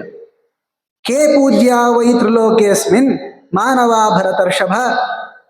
ಮನುಷ್ಯರಾದವರು ಪೂಜ್ಯರಾಗ್ಲಿಕ್ಕೆ ಸಾಧ್ಯನಾ? ನೋಡಿ, ಪೂಜಾ ಯಾರದು ಮಾಡ್ತಾರೆ? ದೇವರ ಪೂಜೆಯನ್ನು ಮಾಡ್ತಾರಪ್ಪ. ಮನುಷ್ಯರ ಪೂಜೆಯನ್ನು ಯಾರಾದ್ರೂ ಮಾಡ್ತಾರ? ಯಾರೂ ಮಾಡಲ್ಲ. ಆದರೆ ಮನುಷ್ಯನಿಗೆ ನಾವು ಪೂಜೆಯನ್ನ, ಗೌರವವನ್ನ, ಸನ್ಮಾನವನ್ನ ಮಾಡಬೇಕು ಅಂದ್ರೆ ಅವರಲ್ಲಿ ಏನಿರಬೇಕು ಅನ್ನುವಂತಹ ಪ್ರಶ್ನೆಯನ್ನ ಧರ್ಮರಾಜ ಕೇಳ್ತಾನೆ. ಇದಕ್ಕೆ ಉತ್ತರವಾಗಿ ನಾರದರು ಕೃಷ್ಣ ಪರಮಾತ್ಮ ಮಾಡಿರುವಂತಹ ಸಂವಾದವನ್ನು ಹೇಳ್ತಾರೆ. ನಾರದಿಂ ಪ್ರಾಂಜಲಿಂ ದೃಷ್ಟ ಪೂಜಯಾನಂ ದಿದರ್ಶವಾನ್ ಕೇಶವ ಪರಿಪಪ್ರಚ್ಛ ಭಗವಾನ್ ಕಾನ್ ನಮಸ್ಯಸಿ. ನಾರದರು ಕೃಷ್ಣನ್ ಭೇಟಿಯಾಗ್ಲಿಕ್ಕೆ ಹೋಗಿದ್ರು. ಆವಾಗ ಕೃಷ್ಣ ಅನೇಕ ಜನರನ್ನು ಪೂಜೆ ಮಾಡ್ತಾ ಇದ್ದ ಅಂತ ಕಥೆ ಬರ್ತದೆ ಭಾಗವತದಲ್ಲೂ ಕೂಡ. ಆದ್ರೆ ಈ ಬಾರಿ ನಾರದರು ತಾವು ನಮಸ್ಕಾರ ಮಾಡ್ತಾ ಇದ್ದಾರೆ ಜನರಿಗೆ. ನೀವ್ಯಾರಿಗೂ ನಮಸ್ಕಾರ ಮಾಡ್ತಾ ಇರೋದು? ಈಗ ನಾನೇನೋ ರಾಜಾಪ, ರಾಜನಿಗೆ ಸಾಮಾನ್ಯವಾಗಿ ಬ್ರಾಹ್ಮಣರು ಪೂಜ್ಯರು ನಮಸ್ಕಾರ ಹಾಕ್ತೀನಿ. ಈಗ ದೇವರು ತೋರಿಸ್ಕೊಟ್ಟಿದ್ದಾನೆ, ನಾನು ಭಕ್ತರ ಪೂಜೆಯನ್ನ ಮಾಡ್ತೀನಿ ಅಂತೆಲ್ಲ ತೋರಿಸ್ಕೊಟ್ಟಿದ್ದಾನೆ. ಭಕ್ತಿಯೇ ಪ್ರಧಾನವಾಗಿರುವ ಗುಣ ನಿಜ. ಅದರ ಜೊತೆಗೆ ಯಾರು ಹೇಗಿದ್ದರೆ ಪೂಜ್ಯರಾಗ್ತಾರೆ ಅನ್ನೋದನ್ನು ನಾರದರು ಹೇಳ್ತಾರೆ. ನೋಡಪ್ಪ, ಯಾರು ನಿನ್ನನ್ನು ಪೂಜೆ ಮಾಡ್ತಾರಲ್ಲ ಕೃಷ್ಣ, ಅವರು ಮೊದಲಿಗೆ ಪೂಜ್ಯರಾದವರು. ವರುಣಂ ವಾಯುಮಾದಿತ್ಯಂ ಪರ್ಜನ್ಯಂ ಜಾತವೇದಸಂ ಸ್ಥಾಣುಂ ಸ್ಕಂದಂ ಮಹಾಲಕ್ಷ್ಮೀಂ ವಿಷ್ಣುಂ ಬ್ರಹ್ಮಾಣಮೇವಚ ಸತತಂ ಯೇ ನಮಸ್ಯಂತಿ ತಾನ್ ನಮಸ್ಯಾಮ್ಯಹಂ ವಿಭೋ. ಯಾರು ವರುಣನನ್ನ, ವಾಯುವನ್ನ, ಸೂರ್ಯನನ್ನ, ಪರ್ಜನ್ಯ ಮೇಘಕ್ಕೆ ಮಳೆಯನ್ನು ಕೊಡ್ತಕ್ಕಂತಹ ದೇವತ, ಜಾತವೇದಸಂ ಅಗ್ನಿಯನ್ನ, ಶಿವನನ್ನ, ಸ್ಕಂದನನ್ನ, ಮಹಾಲಕ್ಷ್ಮಿಯನ್ನ, ವಿಷ್ಣುವನ್ನ ಯಾರು ಆರಾಧನೆ ಮಾಡ್ತಿರ್ತಾರಲ್ಲ ಇವರು ಪೂಜ್ಯರಾದವರು. ತಪೋಧನಾನ್ ವೇದವಿದ ನಿತ್ಯಂ ವೇದಪರಾಯಣಾನ್ ಮಹಾರ್ಹಾನ್ ವೃಷ್ಟಿಶಾರ್ದೂಲ ಸದಾ ಸಂಪೂಜಯಾಮ್ಯಹಂ. ಉತ್ತಮವಾಗಿರುವ ತಪಸ್ಸನ್ನು ಮಾಡುವಂಥವರು ಪೂಜ್ಯರಾದ. ವೇದವಿದ, ಯಾರು ವೇದವನ್ನ ಅಭ್ಯಾಸ ಮಾಡಿರ್ತಾರೋ ಅವರು ಪೂಜ್ಯರು. ವೇದದಲ್ಲೇ ಆಸಕ್ತರಾಗಿ ಅದರ ಉಪದೇಶವನ್ನು ಮಾಡೋದು, ಅರ್ಥವನ್ನು ಹೇಳುವಂತಹ ಕಾರ್ಯದಲ್ಲಿ ಯಾರಿರ್ತಾರೋ ಅವರು ಪೂಜ್ಯರಾದವರು. ಅಭುಕ್ತ ದೇವಕಾರ್ಯಾಣಿ ಕುರ್ವತೆ ಯೇ ಅವಿಕಥನಾಃ ಸಂತುಷ್ಟ ಕ್ಷಮಾಯುಕ್ತಾಃ ತಾಂ ನಮಸ್ಯಾಮ್ಯಹಂ ಪ್ರಭೋ. ನೋಡಿ, ಬಹಳ ಮಹತ್ವದಿದೆ ಇದು. ಅಭುಕ್ತ ದೇವಕಾರ್ಯಾಣಿ ಕುರುವತೆ, ತಾವೇನೂ ಆಹಾರವನ್ನು ಸ್ವೀಕಾರ ಮಾಡದೆ ದೇವರ ಪೂಜೆಯನ್ನು ಯಾರು ಮಾಡ್ತಾರಲ್ಲ ಅವರನ್ನು ನಾನು ಪೂಜೆ ಮಾಡ್ತೀನಿ ಕೃಷ್ಣ ಅಂತ ನಾರದರು ಹೇಳ್ತಾ ಇದ್ದಾರೆ. ಓ, ಹಂಗಂದ್ರೆ ನಾವು ನಾರದರಿಂದ ಪೂಜ್ಯರಾಗ್ತೀವಿ ಅಂತ ಅರ್ಥ ಅಲ್ಲ. ಅವರು ಪೂಜ್ಯರು, ಅವರು ಗೌರವಕ್ಕೆ ಅರ್ಹರು ಅಂತ ಇಷ್ಟರ್ಥ. ಮಾಡಬೇಕಾದ ಕಾರ್ಯ ಏನು ಅಂದ್ರೆ ಅಭುಕ್ತ ದೇವ ಕಾರ್ಯಾಣಿ ಕುರುವತೆ, ತಾವೇನನ್ನೂ ಆಹಾರವನ್ನು ಸ್ವೀಕರಿಸದೇನೆ ಹಸಿದು ಭಗವಂತನ ಪೂಜೆಯನ್ನು ಮಾಡಬೇಕಾದದ್ದು. ಅಂಥವರು ಯಾರಿದ್ದಾರಲ್ಲ ಅಷ್ಟು ಪರಮಾತ್ಮನಲ್ಲಿ ಭಕ್ತಿಯನ್ನು ಮಾಡುವಂಥವರು ನನಗೆ ಪೂಜ್ಯರಾಗ್ತಾರೆ. ಆಮೇಲೆ ಅವಿಕಥನಾಹ, ನೋಡ್ರಿ ಎಷ್ಟು ದೊಡ್ಡ ನಮ್ಮ ಮನೆಯಲ್ಲಿ ದೇವ್ರ ಮನೆ ಕಟ್ಸಿದ್ದೀವಿ, ಪ್ರದಕ್ಷಿಣೆ ಹಾಕ್ಲಿಕ್ಕೆ ಬರುತ್ತೆ ನೋಡ್ರಿ. ನಿಮ್ಮ ಮನೇಲಿ ಇದೇನು ಇಲ್ಲ. ಹೀಗೆ ಮಾಡ್ತಾ ಇರುವಂಥದ್ದು ದೇವರ ಕಾರ್ಯನೇ. ಆದರೆ ಅದರಿಂದ ಅಹಂಕಾರವನ್ನು ಪಡ್ತಾ ಇನ್ನೊಬ್ಬರಿಗೆ ಈ ತರಹ ಮಾಡ್ಲಿಕ್ಕೆ ಆಗ್ತಿಲ್ಲ, ನಾನೇ ಸರಿಯಾಗಿ ದೇವ ಕಾರ್ಯ ಮಾಡ್ತಾ ಇರೋದು ಅಂತ ನನ್ನ ಬಗ್ಗೆ ಯಾರು ಹೇಳ್ಕೊಳ್ತಾರಲ್ಲ ಅವರು ನನಗೆ ಪೂಜ್ಯರಲ್ಲ. ಯಾರು ಹೇಳ್ಕೊಳ್ಳಲ್ವೋ ಅವರು ನನಗೆ ಪೂಜ್ಯರು. ಆದ್ರಿಂದ ನೋಡಿ, ಒಂದು ಮಾತಿದೆ, ಧರ್ಮ ಕ್ಷರತಿ ಕೀರ್ತನ ಅಂತ. ಕೆಲವೊಂದನ್ನು ಮಾಡೋದ್ರಿಂದ ಪುಣ್ಯ ಹೋಗ್ಬಿಡುತ್ತದೆ ಅಂತ. ಕೆಲವು ನದಿಗಳಲ್ಲೆಲ್ಲ ಸ್ನಾನ ಮಾಡಬಾರ್ದು ಅಂತಿದೆ.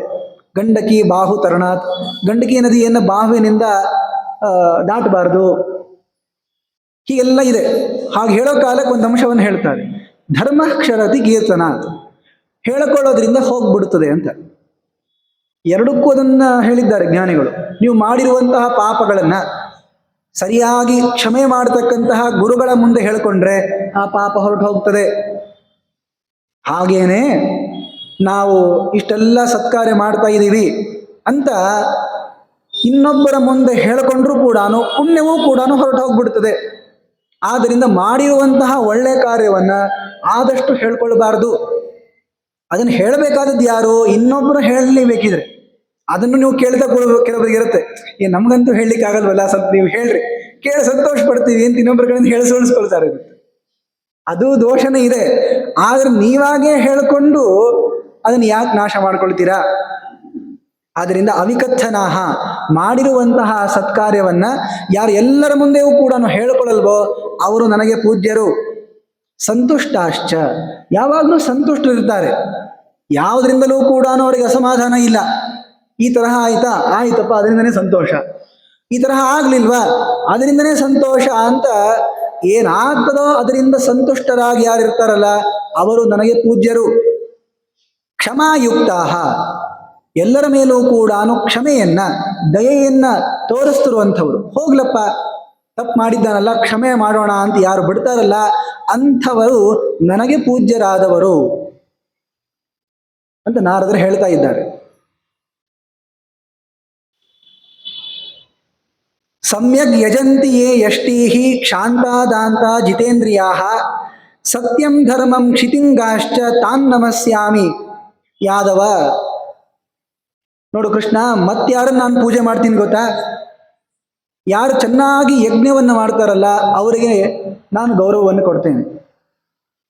ಸರಿಯಾಗಿ ಕ್ಷಾಂತಿ, ಕ್ಷಮಾ ಗುಣವನ್ನು ಹೊಂದಿದವರು, ದಾಂತಾಹ, ಇಂದ್ರಿಯ ನಿಗ್ರಹ ಸಂಪನ್ನರು, ಹಾಗೇನೆ ಸತ್ಯ ಧರ್ಮಗಳನ್ನ ಯಾರು ನಡೆಸ್ತಾರೋ, ಯಾರು ಗೋವನ್ನ ರಕ್ಷಣೆ ಮಾಡ್ತಾರೋ ಅವರನ್ನ ನಾನು ಪೂಜೆ ಮಾಡ್ತೀನಿ. ಇವೆಲ್ಲವೂ ಕೂಡ ಉತ್ತಮವಾದ ಗುಣಗಳು. ಗುಣಗಳಿದ್ವು ಅಂತಂದಾಗ ಗುಣ ಪೂಜಾ ಸ್ಥಾನ, ಗುಣಗಳು ಎಲ್ಲಿರ್ತಾವೋ ಅಲ್ಲಿ ಪೂಜಾ ಅಂತನೂ ನಡಿಲಿಕ್ಕೆ ಸಾಧ್ಯ. ಇವೆಲ್ಲ ಗುಣಗಳನ್ನು ಸಂಪಾದನೆ ಮಾಡಬೇಕು ಅನ್ನೋಲ್ಲಿ ಈ ಎಲ್ಲ ಮಾತುಗಳಿಗೆ ತಾತ್ಪರ್ಯ ಇರೋದು. ಏವೈ ತಪಸಿ ವರ್ತಂತೆ ವನೇ ಮೂಲ ಫಲಾಶನಾಹ ಅಸಂಚಯಾಹ ಕ್ರಿಯಾವಂತಹ ತಾನ್ ನಮಸ್ಯಾಮಿ ಯಾದವ. ತಪಸ್ಸಿನಲ್ಲಿ ರತರಾಗಿ ಎಲ್ಲ ಆಹಾರಗಳನ್ನು ಬಿಟ್ಟು ಕಾಡಿನಲ್ಲೇ ಸಿಗತಕ್ಕಂತಹ ಕಂದಗಳನ್ನ, ಗಡ್ಡೆ ಗೆಣಸುಗಳನ್ನ, ಈಗಲ್ಲ, ಮತ್ತೆ ಕೊನೆ ವ್ರತದಲ್ಲಿ ಮಾಡಿರ್ಬೇಕಿದ್ರೆ ಈಗಲ್ಲ, ಆದರೆ ತಪಸ್ಸಿನಲ್ಲಿ ಆಸಕ್ತರಾಗಿರುವಂಥವ್ರು ಇರ್ತಾರಲ್ಲ ಅಂಥವರು ನನಗೆ ಪೂಜ್ಯರಾದವರು. ಅಸಂಚಯಾಹ, ಯಾವುದನ್ನು ಕೂಡ ಗಳಿಸಬೇಕು ಅಂತ ಅನ್ನೋದೇ ಇಲ್ಲ. ಪುಣ್ಯ ಗಳಿಸಬೇಕು ಅಂತ ಇರ್ತದೆ ಹೊರತು ಈ ವಸ್ತುವನ್ನು ಸಂಪಾದನೆ ಮಾಡಿ ಇಟ್ಕೊಂಡಿರ್ಬೇಕು, ಮುಂದೆ ಬೇಕಾಗ್ತದೆ ಅಂತ ಯಾವುದನ್ನೂ ಕೂಡ ಸಂಚಯನವನ್ನ, ಸಂಗ್ರಹಣವನ್ನ ಮಾಡದೇ ಇರ್ತಾರಲ್ಲ ಅವರು ಪೂಜ್ಯರಾದವರು. ಕ್ರಿಯಾವಂತಹ, ಉತ್ತಮವಾದ ಕಾರ್ಯಶೀಲರಿರ್ತಾರಲ್ಲ ಅವರು ಕೂಡ ಪೂಜ್ಯರೇ. ಯೇ ಭೃತ್ಯಭರಣೇ ಶಕ್ತಾಃ ಸತತಂ ಚಾತಿಥಿವ್ರತಾಃ ಭುಂಜತೆ ದೇವಶೇಷಾಣಿ ತಾನ್ ನಮಸ್ಯಾಮಿ ಯಾದವ. ಬಂದಂತಹ ಅತಿಥಿಗಳಿಗೆ ಸತ್ಕಾರವನ್ನು ಯಾರು ಮಾಡ್ತಾರೋ, ತಮ್ಮ ಭೃತ್ಯರನ್ನ ಯಾರು ರಕ್ಷಣೆ ಮಾಡ್ತಾರೋ ಅವರು ನನಗೆ ಪೂಜ್ಯರು. ಅಷ್ಟೇ ಅಲ್ಲ, ಭುಂಜತೆ ದೇವಶೇಷಾಣಿ, ಪರಮಾತ್ಮನ ನೈವೇದ್ಯವನ್ನು ಯಾರು ಸ್ವೀಕಾರ ಮಾಡ್ತಾರೋ ಅವರು ನನಗೆ ಪೂಜ್ಯರು. ನೋಡಿ, ಭಗವಂತನಿಗೆ ನಿವೇದಿತವಾಗದಿರುವಂತಹ ಯಾವ ವಸ್ತುವನ್ನೂ ಸ್ವೀಕಾರ ಮಾಡಬಾರ್ದು. ನೋಡಿ, ಈ ಸಂಸಾರವನ್ನ ಗೆಲ್ಲಬೇಕು ಅಂದ್ರೆ ಅದಕ್ಕೆ ಒಂದೇ ಒಂದು ಉಪಾಯ ಇರೋದು. ನಮ್ಮ ಉದ್ಧವ ಹೇಳ್ತಾನೆ, ತ್ವಯೋಪಭುಕ್ತ ಸ್ರಗ್ಗಂಧ ವಾಸವಲಂಕಾರ ಚರ್ಚಿತಾ ಉಚ್ಛಿಷ್ಟ ಭೋಜಿನೋ ದಾಸಾಹ ತವ ಮಾಯಾಂ ಜಯೇಮಹಿ. ಪರಮಾತ್ಮನಿಂದ ಉಪಭುಕ್ತವಾಗಿರುವಂತಹ ಗಂಧ, ಮಾಲ್ಯ, ವಸ್ತ್ರ ಏನೇ ಇರ್ತದೋ, ನಾವು ಏನೇನು ಹಾಕೊಳ್ಬೇಕು ಅಂತಿದ್ದೀವೋ, ಉಣಬೇಕು ಅಂತಿದ್ದೀವೋ ಅವೆಲ್ಲವೂ ಪರಮಾತ್ಮನಿಗೆ ಅರ್ಪಣೆಯನ್ನು ಮಾಡಿ ಅವನ ಉಚ್ಛಿಷ್ಟ ಅಂತ ಆದಾಗ ಅದನ್ನು ಸ್ವೀಕಾರ ಮಾಡಿದಾಗ ಈ ಸಂಸಾರದ ಮಾಯೆಯನ್ನು ಗೆಲ್ಲಿಕ್ಕಾಗ್ತದೆ. ಈಗ ದೇವರಂತೂ ಏನು ಇಂಥವ್ಯನ್ನು ಕೊಡ್ರಪ್ಪ ಅಂತ ಕೇಳಿಲ್ಲ. ನೋಡ್ರು, ನನಗೊಂದು ಮನೆ ಕಟ್ಟಿಸ್ಕೊಡ್ರಿ, ನನಗಿರ್ಲಿಕ್ಕೆ ಬೇಕು, ನನಗೊಂದು ಕಿರೀಟ ಹಾಕ್ರಿ ತಲೆ ಮೇಲೆ ಅಂತ ಕೇಳ್ಕೊಂಡಿಲ್ಲ. ಆದರೆ ಇವೆಲ್ಲವೂ ನಮಗೆ ಬೇಕಾಗಿದೆ. ನಾವೆಲ್ಲ ಹೇಗೆ ಅಂತಂದ್ರೆ, ಅಡುಗೆಯನ್ನು ಎಷ್ಟು ಮಾಡಬೇಕು ಅಂತ ವಿಚಾರ ಮಾಡೋ ಕಾಲಕ್ಕೆ ಎಷ್ಟು ಜನ ಊಟ ಮಾಡ್ತಾರೆ? ಅಲ್ರಿ, ಇದನ್ನೇನು ಹೊಸ ವಿಷಯ ನಮಗೆ ಹೇಳ್ತಾ ಇದ್ದೀರಾ? ನಮಗೇನು ಗೊತ್ತಿಲ್ಲೇನು? ಮನೆಯಲ್ಲಿ ಎಷ್ಟು ಜನ ಇದ್ದಾರೆ ಅಷ್ಟು ಜನ ಅಡುಗೆ ಮಾಡಬೇಕು ಅಂತ ನಮಗೆ ಗೊತ್ತಿಲ್ವಾ? ಅಲ್ರಿ, ದೇವ್ರ ಸಲುವಾಗಿ ಮಾಡಬೇಕು, ದೇವರು ಎಷ್ಟು ತಿಂತಾನೆ ಅಂತ ನಮಗೇನಾದ್ರೂ ಗೊತ್ತಿದೆಯಾ ಹೇಳಿ? ಇಲ್ಲ. ಹೋಗಲಿ, ಅಡುಗೆ ವಿಷಯ ಬಿಡಿ. ಈ ಗಂಧ ತೆಗೆದಿರ್ತಾರೆ ನೋಡಿ, ಹಚ್ಕೊಳ್ಳೋರು ಎಷ್ಟು ಜನ ಇದ್ದಾರೆ? ಅಲ್ರಿ, ಗಂಧವನ್ನು ಏರಿಸ್ಬೇಕಾದ್ರೆ ದೇವರಿಗೆ ನೀವು ದೇವ್ರ ಪ್ರತಿಮೆ ಎಷ್ಟಿದೆ ಎಣಿಸಿದ್ದೀರಾ? ಎಷ್ಟು ಶಾಲಿಗ್ರಾಮವಪ್ಪ? ಒಂದಂತೂ ಇರಲೇಬೇಕಾದದ್ದು. ಇರ್ಲಿ, ನಾವು ಬಹಳಷ್ಟು ಶಾಲಿಗ್ರಾಮ ಪೂಜೆ ಮಾಡ್ತಾ ಇದೀವಿ ಅಂದ್ರೆ ಒಂದು ಕ್ಷೇತ್ರ ಇಟ್ಕೊಂಡಿದೀವಪ್ಪ, 12 ಶಾಲಿಗ್ರಾಮ. ಅಷ್ಟೂ ಶಾಲಿಗ್ರಾಮದ ಮೇಲೂ ಕೂಡ ಏರಿಸುವಷ್ಟು ಗಂಧವನ್ನು ನಾವು ತೆಗೆದಿರಲ್ಲ. ಯಾಕೆ? ಹಚ್ಕೊಳ್ಳೋರು ಇಬ್ಬರೇ ಇದಾರಲ್ಲ, ಆದ್ರಿಂದ ಅಷ್ಟೇ ತೆಗಿಬೇಕು ಅಂತ. ಆದ್ರೆ ನೋಡಿ, ಏನನ್ನು ನಾವು ಪರಮಾತ್ಮನಿಗೆ ಅರ್ಪಣೆ ಮಾಡ್ತೀವೋ ಬಿಡ್ತೀವೋ ಅಂತ ಅನ್ನೋದು ಅವನಿಗೆ ಬೇಕಾಗಿದೆಯೋ ಇಲ್ವೋ ಅದು ಅಂಶ ಬೇರೆ. ಆದ್ರೆ ಏನನ್ನೆಲ್ಲ ನಾವು ಸ್ವೀಕಾರ ಮಾಡಬೇಕು ಅಂತ ಅನ್ಕೊಂಡಿದ್ದೀವೋ ಅದನ್ನಾದ್ರೂ ಭಗವಂತನಿಗೆ ಅರ್ಪಣೆಯನ್ನು ಮಾಡಿಯೇನೆ ತಗೊಳ್ಬೇಕಾಗದು, ಅಷ್ಟಾದ್ರೂ ಗೊತ್ತಿದ್ರೆ ಸಾಕು. ಅದಕ್ಕೆ ಏನನ್ನು ಸ್ವೀಕಾರ ಮಾಡ್ತೀವೋ ಅವೆಲ್ಲವೂ ಕೂಡ ಮೊದಲಿಗೆ ಭಗವಂತನಿಗೆ ಅರ್ಪಿತವಾಗಿರಬೇಕು. ಅವನ ಉಚ್ಚಿಷ್ಟ, ಅವನು ಕೊಟ್ಟಿರುವಂತಹದ್ದು ಅಂತ ತಿಳಿದು ಅದೇ ಬಟ್ಟೆಯನ್ನೇ ಉಡಬೇಕು. ನೋಡಿ, ಪರಮಾತ್ಮ ಏನು ನಮ್ಮ ತಪ್ಪೆಯಲ್ಲಿರುವಂತಹ ಅನ್ನವನ್ನು ತಿಂದು ಖಾಲಿ ಮಾಡಿಬಿಟ್ಟ ಅಂತ ಆಗೋದೇ ಇಲ್ಲ. ಸೂಕ್ಷ್ಮವಾಗಿರುವಂತಹ ಪದಾರ್ಥವನ್ನೇ ಪರಮಾತ್ಮ ಸ್ವೀಕಾರ ಮಾಡೋದು. ಒಂದು ಚೂರು ಕೂಡ ವ್ಯತ್ಯಾಸ ಆಗಿದೆಯಾ ನೈವೇದ್ಯ ಮಾಡೋ ಕಾಲಕ್ಕೆ ಹೇಳಿ? ಇಲ್ಲ. ಆದ್ರಿಂದ ಭಗವಂತನಿಗೆ ಈ ಪ್ರಾಕೃತ ಭೋಗದಿಂದ ಏನಾಗಬೇಕಾಗಿಲ್ಲ. ಆದರೂ ಅವನಿಗೆ ಅರ್ಪಿತ ಮಾಡಬೇಕು ಆದದ್ದು ಯಾಕೆ ಅಂದ್ರೆ ನಮಗ್ ಬೇಕಾಗಿದೆ. ನಾವು ಅದನ್ನು ಸ್ವೀಕಾರ ಮಾಡದೇ ಇದ್ದರೆ, ಪರಮಾತ್ಮನಿಗೆ ಅರ್ಪಣೆಯನ್ನು ಮಾಡದೇ ಸ್ವೀಕಾರ ಮಾಡಿದರೆ ದೋಷ ಇದೆ. ಈ ಸಂಸಾರದಿಂದ ಹೊರಗೆ ಬರ್ಲಿಕ್ಕಾಗಲ್ಲ. ಆದ್ದರಿಂದ ಯಹ ಭುಂಜತೆ ದೇವಶೇಷಾಣಿ, ಆ ಪರಮಾತ್ಮನ ನೈವೇದ್ಯವನ್ನು, ಶಿಷ್ಟವಾದ ಭಾಗವನ್ನು ಯಾರು ಸ್ವೀಕಾರ ಮಾಡ್ತಾರೋ ಅವರು ಪೂಜ್ಯರು. ಯಾರು ಗುರುಗಳ ಸೇವೆಯಲ್ಲಿ ಆಸಕ್ತರಾಗಿರ್ತಾರೋ, ಸ್ವಾಧ್ಯಾಯದಲ್ಲಿ ಅಧ್ಯಯನದಲ್ಲಿ ತತ್ಪರರಾಗಿರ್ತಾರೋ, ತಮ್ಮ ವ್ರತವನ್ನ ಭಂಗ ಮಾಡಿಕೊಳ್ಳಾರದೆ ಸ್ಥಿರವಾಗಿ ಅದೇ ವ್ರತದಲ್ಲಿ ನಿಷ್ಠರಾಗಿರ್ತಾರಲ್ಲ, ಅವರು ನನಗೆ ಪೂಜ್ಯರು. ಉತ್ತಮವಾಗಿರುವಂತಹ ದೇವತೆಗಳಿಗೆ ಹವ್ಯವನ್ನ, ಪಿತೃಗಳಿಗೆ ಕವ್ಯವನ್ನ ಕೊಡತಕ್ಕಂಥವ್ರು ನನಗೆ ಪೂಜ್ಯರಾಗ್ತಾರೆ. ಅಂದ್ರೆ ಉತ್ತಮವಾಗಿರುವ ಯಜ್ಞಗಳನ್ನ, ಶ್ರಾದ್ದ ಮುಂತಾದ ಕಾರ್ಯಗಳನ್ನ ಮಾಡಿ ಪಿತೃಗಳನ್ನು, ದೇವತೆಗಳನ್ನು ಯಾರು ಸಂತೋಷ ಪಡಿಸ್ತಾರೋ ಅವರು ನನಗೆ ಪೂಜ್ಯರು. ಹೀಗೆ ಯಾರೆಲ್ಲ ಪೂಜ್ಯರು ಅನ್ನುವಂತಹ ಅಂಶವನ್ನ ಇಲ್ಲಿ ನಿರೂಪಣೆಯನ್ನ ಮಾಡ್ತಾ ಒಂದು ಕಥೆಯನ್ನ ಹೇಳ್ತಾರೆ. ನೋಡಿ, ಇವೆಲ್ಲ ಗುಣಗಳು ಕೂಡ ಬರಬೇಕು ಅಂದ್ರೆ ಸಜ್ಜನರ ಸಹವಾಸವಾಗಬೇಕು. ಯಾಕೆಂದ್ರೆ ಇವನ್ನ ಸಾಮಾನ್ಯವಾಗಿ ನಾವು ಇನ್ನೊಬ್ಬರಲ್ಲಿ ಕಾಣ್ಲಿಕ್ಕಾಗಲ್ಲ. ಉತ್ತಮವಾಗಿರುವಂತಹ ಗುಣಗಳನ್ನು ಸಂಪಾದನೆ ಮಾಡಬೇಕು ಅಂದ್ರೆ ಆ ಗುಣವಂತರಾಗಿರುವಂತಹ ಜನರ ಸಂಪರ್ಕ ಆಗಬೇಕಲ್ವ. ನಾವು ಸುತ್ತಮುತ್ತಲೂ ಕೂಡ ಇರುವಂಥವರು ಕಳ್ಳರೇ ಇದ್ದಾರೆ, ದುಷ್ಟರೇ ಇದ್ದಾರೆ ಅಂತಿದ್ದಾಗ ನಮ್ಮ ಸ್ವರೂಪ ಚೆನ್ನಾಗಿದ್ದಿಲ್ಲ ಅಂತಂದ್ರೆ ನಾವು ಕೂಡ ಅವರಲ್ಲೇ ಸೇರ್ಕೊಂಡ್ಬಿಟ್ಟು ಕೆಟ್ಟು ಹೋಗ್ಬಿಡ್ತೀವಿ.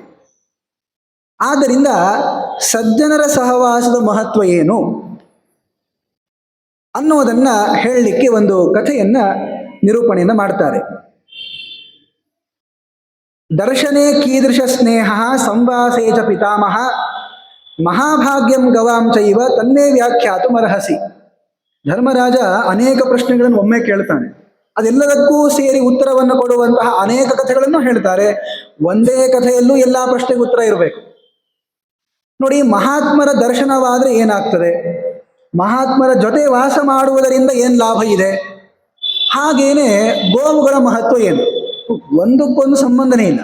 ನೋಡಿ, ಗೋವುಗಳ ಮಹತ್ವ ಹೇಳೋ ಕಾಲಕ್ಕೆ ಸಜ್ಜನರ ಮಹತ್ವ ಇಲ್ಲಿಂದ ಬರುತ್ತೆ. ನೋಡಿ, ಗೋವು ಉತ್ತಮವಾದದ್ದು, ಅದ್ರ ಸೇವೆ ಮಾಡಬೇಕಾದದ್ದು, ಆ ಗೋವಿನಲ್ಲಿ ಎಲ್ಲಾ ದೇವತೆಗಳು ಕೂಡ ಇರ್ತಾರೆ, ಗೋವಿನ ಹಾಲು ಬೇಕಾದದ್ದು, ಇದು ಗೋವಿನ ಮಹತ್ವ ತಿಳಿಸುವಂಥದ್ದಪ್ಪ.